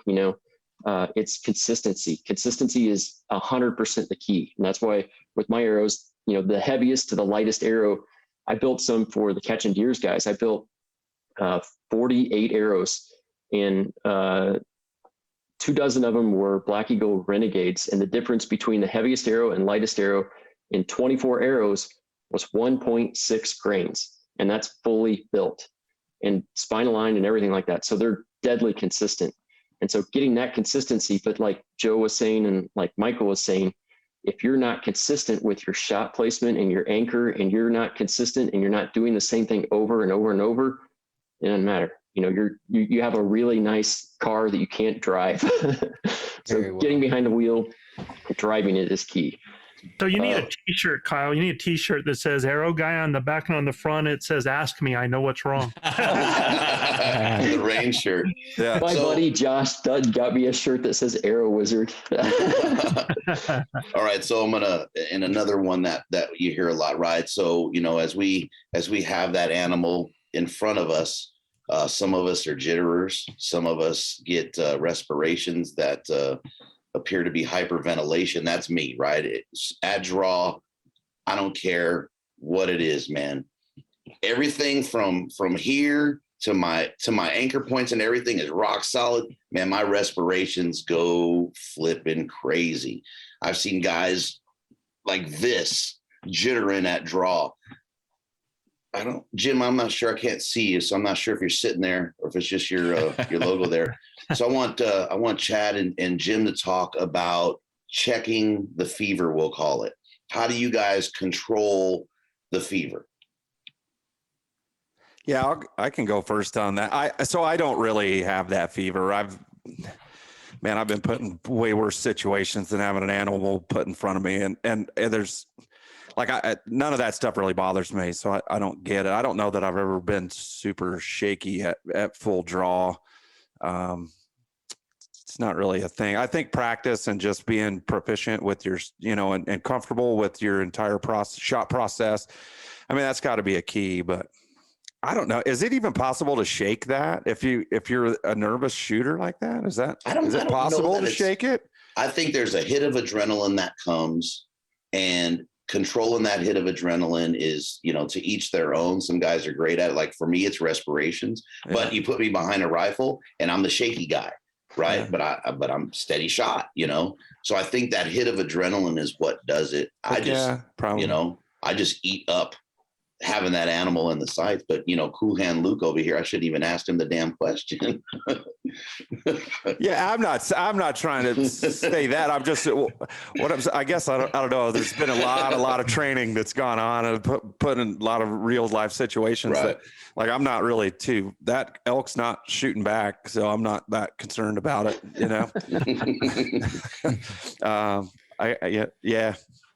I don't know. Maybe Jim's got something. Jim's been dumping off here and there. Washington or Idaho has a really bad signal for some reason. I'll ask the question to everybody else, because is there something like for the guys that do have that buck fever or bull fever or whatever you want to call it? Is there anything that you can do in this?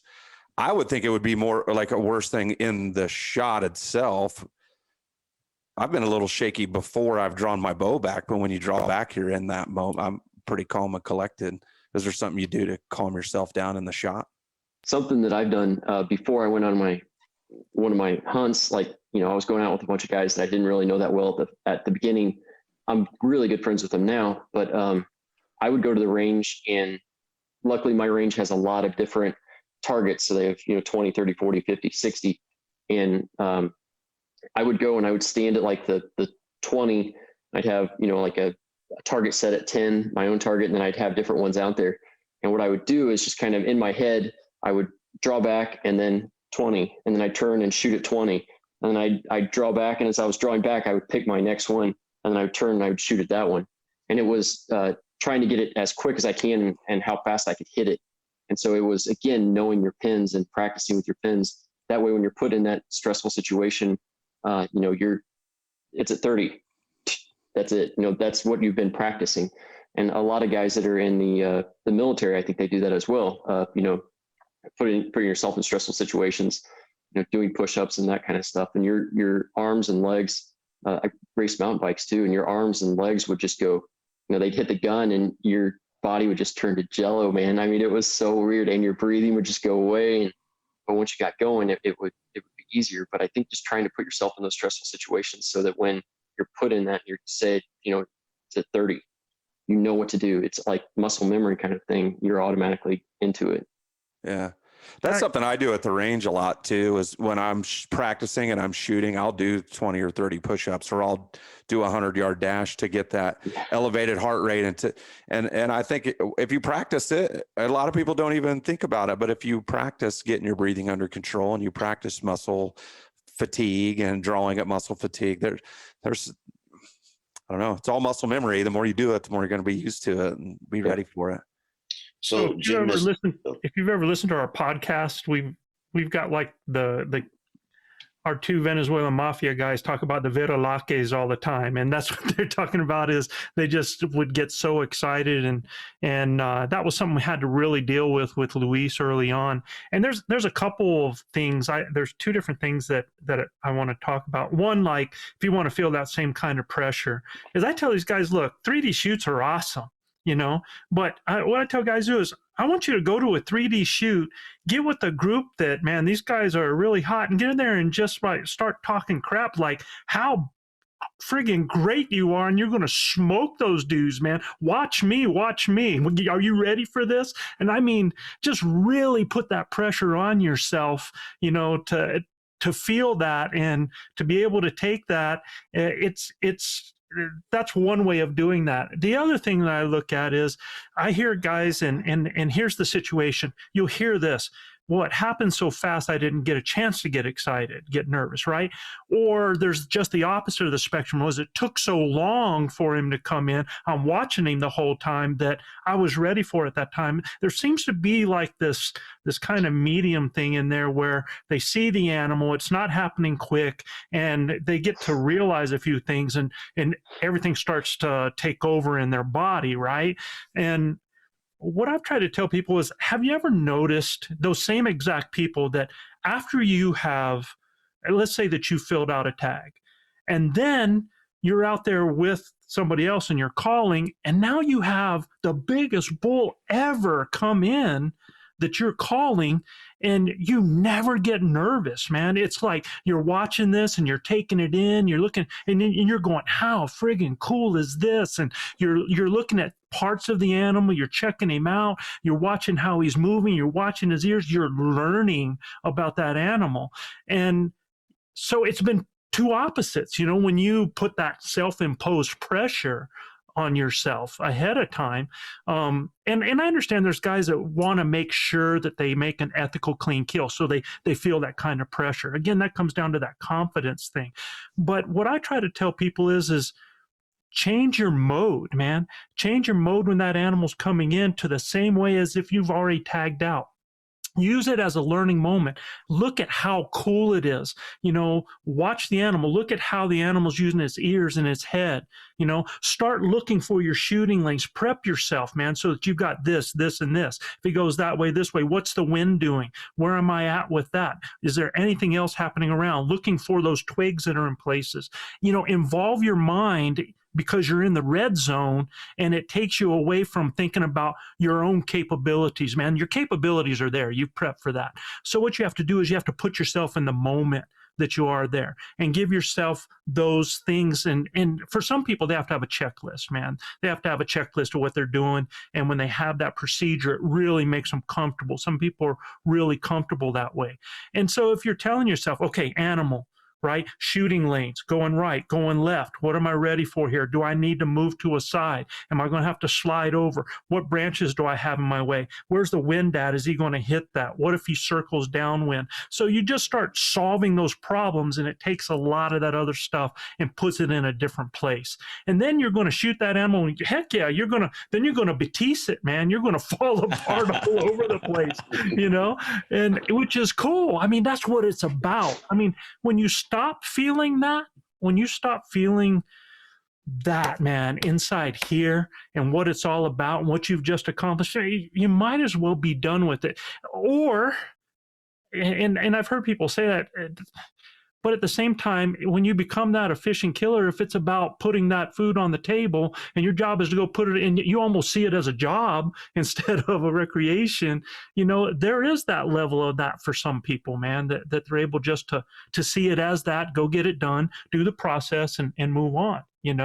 I don't know. Is that what you're looking for, Guy?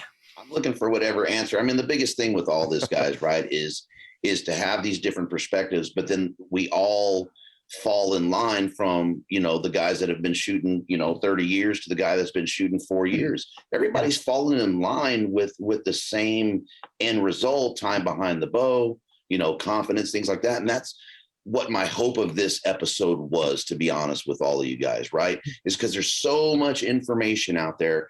And where does a guy start? Or if you got somebody that's trying to increase their archery knowledge or increase their ability, where do they start? How do they pick it apart? Every one of you guys has done an excellent job in displaying your process through what you said. So yes, that was exactly the answer in my own long-winded version. I don't want to ignore Mr. Jim Huntsman. So I love it. Cesar and I getting ready for season last year. We're back at 70, 80 yards. Shot breaks. I'm like, it's hitting. That's a fucking dime, right? That level of confidence. When the shot breaks, Jim, that's what I want you to talk about, right? Because it's so important to know that you are hitting that mark. Screw a target, screw the foam. When that animal is in front of you, that shot, in my opinion, I am not squeezing this unless I know that shot is going to hit that mark. Yeah, no, you put it pretty good, man. I mean, I think that it's super situational. When you're talking along those lines, I'll give you a really good example. When I'm calling in an elk and I'm bugling and that elk is bugling and we're screaming in each other's face and there's all this adrenaline and we're focused on that part of it that just makes my, that's what makes my clock tick, right? And so I don't get shaky when I've got a bow drawn on a big screaming bull elk. I get shaky after the arrow flew. And then I'm like, oh man, I can't believe I just went through that. Now you take that situation, compare it to sitting in, I took my girls out this last season to sit. We sat in a deer stand and we're waiting for a whitetail to come in. And I noticed the buck first, and then my girls saw the buck, and he's coming in real slow and cautious. And I noticed myself, I'm getting a little bit shaky because there's really nothing else to focus on. I don't have any control there. I'm waiting for the buck to come in. Right. And so that situation is, super dependent on what's going on around you and what you're focused on. I was in the Marines. In the Marines, they're very big on your ability to shoot and going through the qualifying rounds to become like an expert rifleman. And how you train on the range is totally different than how it actually shakes out in combat. You know, I was also in Iraq. And so the way that you shoot in combat is completely different than you're shooting on a range at Camp Lejeune or Camp Pendleton, California. Right. And so that situational awareness and being focused on the actual, the mission and the target. I don't know if I'm explaining that right, but it is a situation that if you are one of those people that get really nervous as the shot is about to take place, I feel like you're not focusing enough on the mission part of it. And I don't mean to sound like, you know, in a militaristic way, but the mission is you've got a screaming bull elk in front of you. Man, focus on that thing. What do you got to do? Do I need to pull my bugle tube and scream over my left shoulder to bring him around some brush? Do I need to drop my bugle and draw? Do I need to, what do I need to do at this point? And that focus on what is going on around you is going to take your mind off of the jitters that can come out of, you know, you felt like you just drank an espresso as you're drawing your bow, right? And that's going to take that off.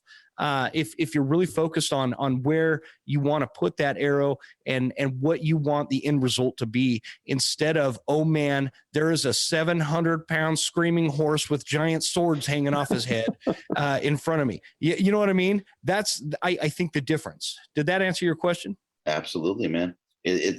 So we're into this 2:30, and I could keep going. I'm not on a time constraint, but I realize you guys got things. So I'd like to just go around, get a final comment from each of you guys, direct it however you will. And then for the gentlemen that have platforms, please drop those platforms so folks can jump on and experience the good you guys are doing. So we'll start with Mr. Giglia. I'm gonna work from left to right as I see it on the screen. So Mr. Giglia, if you could, please. So you can find anything that we do on ElkBros.com. And we have our podcast, which is Blue Collar Elk Hunting Podcast, which is all kinds of free content. If you are somebody that wants to pay for content, you can either find it through all of our podcasts, or you can go to our Blue Collar Elk Academy and our base camp, and you can purchase that, and everything you get in 40 years of my knowledge inside that base camp. The difference is on that is I do things just a little bit differently. I do it in my coaching style and my coaching methods that I've used with athletes, kids, sports teams over the years, and the way I do that. And it's very different from a lot of things that you're going to see out there. It's actually taking that pyramid where you build all that knowledge and you come up to the point of killing an elk, and I flip it upside down. And I just have this concept of, you know, all of us at one point in time, we can do everything wrong and we can end up with an elk in front of us. And it's like that dog chasing the car. You know, what are you going to do with it when you catch it, right? So that's my process. And hopefully it's something that relates well to, so you can find that. You can find our podcast. You can find our YouTube videos. Just go to ElkBros.com. Cool. Mr. Weaver. Yeah. So On Point Podcast, available wherever podcasts are available. I self-titled my YouTube channel because I couldn't think of anything. So it's Garrett Weaver. Super clever. And yeah, so a lot of bow shooting tips, tricks, tactics, gear reviews, and the podcast covers a lot of what, you know, guys covers. And I'm sure Jim and Joe's and Chad's, and, you know, we all overlap some little bit, but we all have different interviewing styles, and we all have different guests and stuff. So yeah, if you got some extra time to kill, check it out. And yeah, I'm extremely available. I tell my wife that all the time. I'm extremely available. And if you get a hold of me on Instagram, On Point with Garrett Weaver, I usually am like pretty snappy at getting back to you. And I literally, my title or my bio on the Instagram is sharing my passion for bow hunting and helping people along the way. And I really do take that to heart. I try and help as many people as I can. And seems to be direct messages seems to be the way that people choose to do that. So, yeah, I appreciate you, Guy, for setting this up. You did a fantastic job hosting this thing, man. Very impressed. And it was an honor to be able to share this room with everybody else here. Appreciate that, man. I appreciate the time. Mr. Riker. Yeah. So parting thought is we have hammered this home, I think, throughout this podcast, and it's spend time with your equipment, especially archery. Obviously, we've been talking a lot about archery. I preach it a lot on the podcast where I just say, I don't care what it is, if it's a new piece of gadget, technology, mapping software, the SOS button, the Garmin InReach, just understand how to use everything that's going with you out to the woods. And I'll circle that back to the, when do you know that you're prepared? Because that, to me, that just knowing how to use whatever it is that you're going to use when you go to the mountain is going to make you as prepared as you're going to be, right? You can only be so prepared. Practice. We're backcountry rookies anywhere you want to try to find us. We got a terrible YouTube channel, an okay podcast, trashy website. We're out there, man. We're out there. Come and find us. So I appreciate. I love your show, man. I love your show. Yeah. Well, man, I can't say enough good things about everything that everybody on here is doing too. So appreciate you having me. Appreciate everybody's time. Absolutely, man. Mr. Cesar. Well, first, I'd like to thank Guy for having me on the podcast. I definitely feel like I've taken away a lot from all of everyone's experience here because, I've been pretty quiet because I've been listening. And that's, the other thing that I'd like to say is I think that, at the end of the day, it's all about practice and I'm still very, very new. But I hope to learn more in the woods. And at the end of the day, like it's time behind the bow and it's time in the woods. And that's what my takeaway has been in general, hanging with Guy and being here with you all and just, following all the platforms I follow. So, I'd like to thank Guy again. Thanks for having me. Thank you for having me on the podcast, number one, but thank you for also in some ways, taking me under your wings and, I'm grateful for that. So I hope to talk to every one of y'all again at some point. And we hope I'll be sending them guys pictures, man, with an elk. You want to come up to Oregon and shoot a bear? We got too damn many of them. So I'd love to. Hell yeah, let's do it. Michael.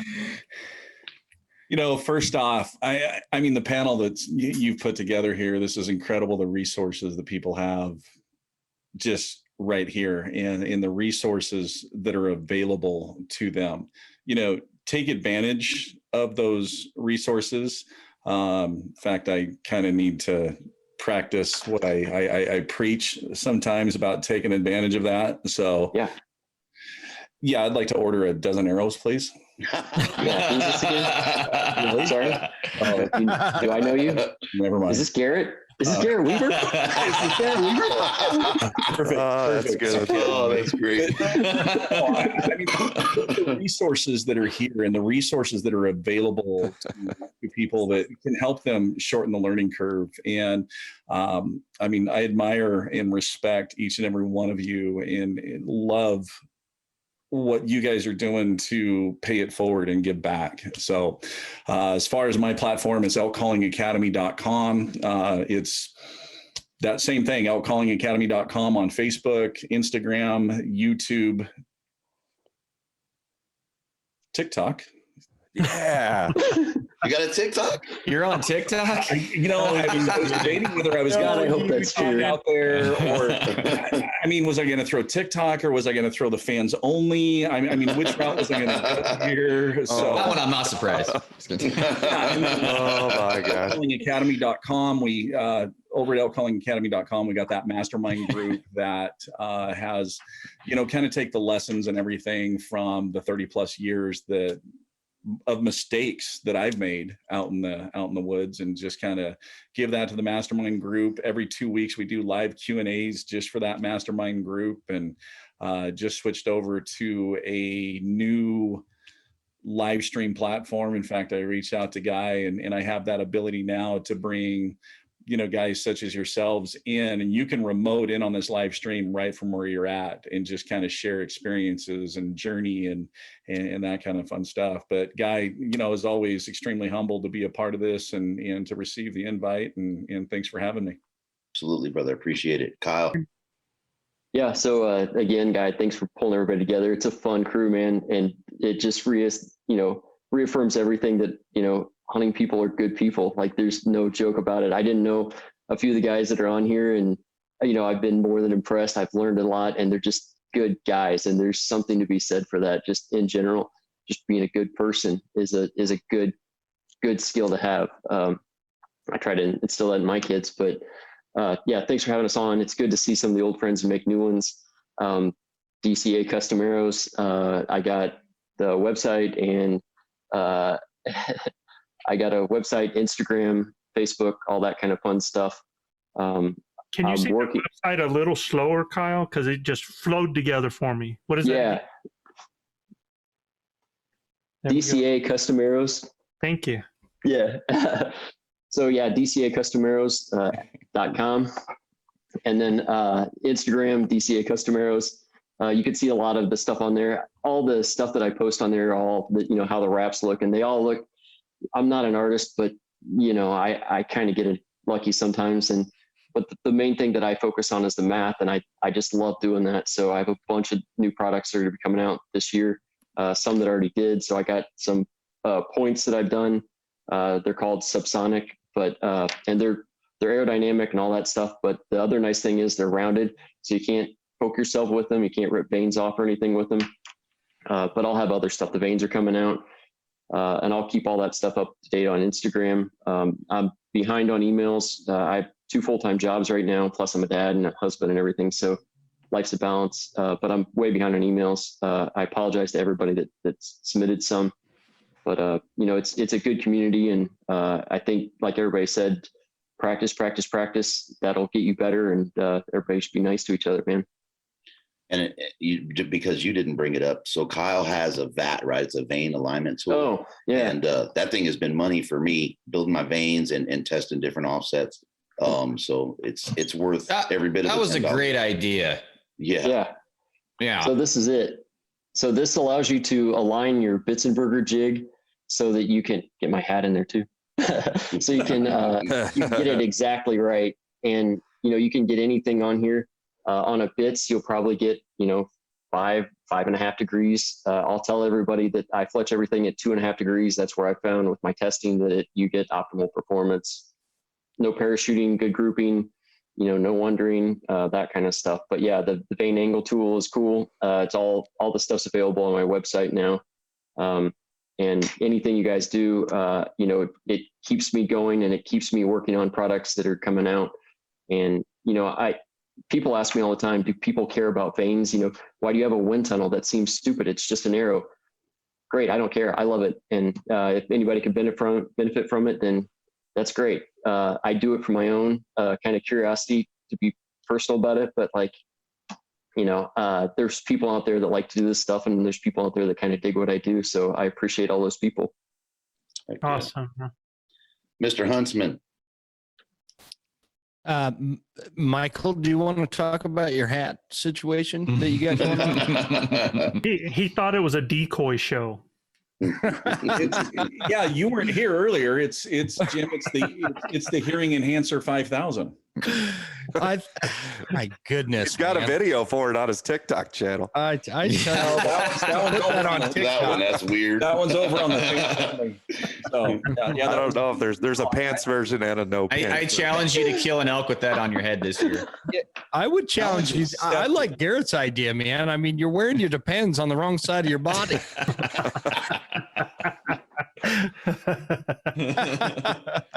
Here's something over there. No, I appreciate you having me on there, Guy. This has been a lot of fun, and everybody on here. I mean, Cesar, it was great to meet you.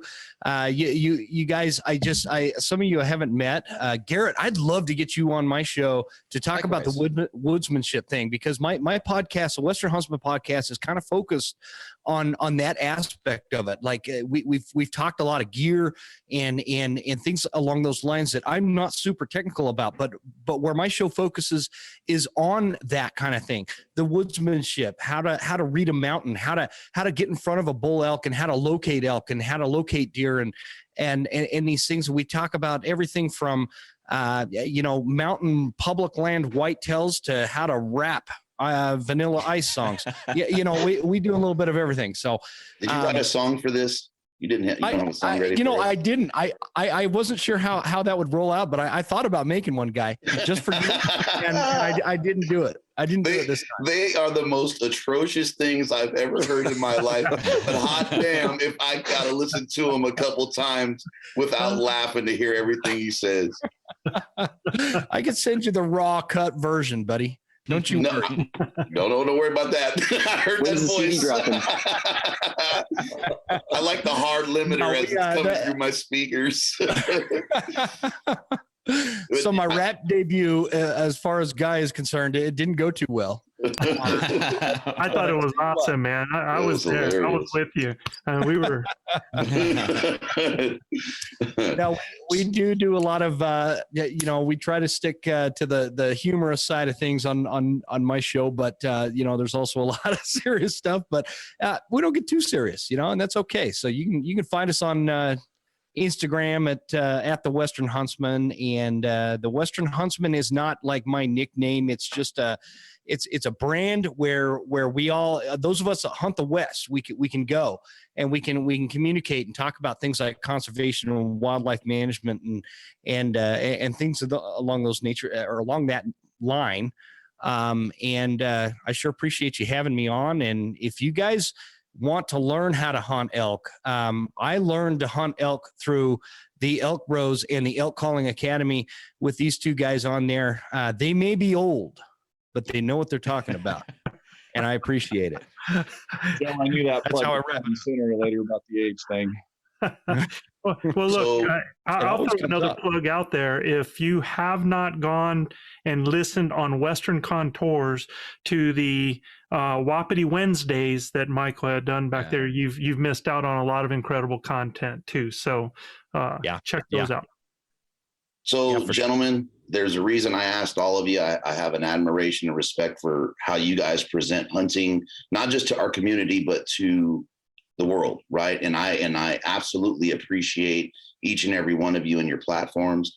Thank you for the time tonight. From the bottom of my heart, I really do appreciate it. Respect the hell out of all you gentlemen. I'll let you get back to your families. We're almost 3 hours deep. I can keep going, but thank you guys. It's been a good time. Thanks, and I think the message came through loud and clear. Thank you, Guy. I appreciate it. Boys. You guys have a great one. We'll see you. You too. Have a great evening, everybody. All right, guys.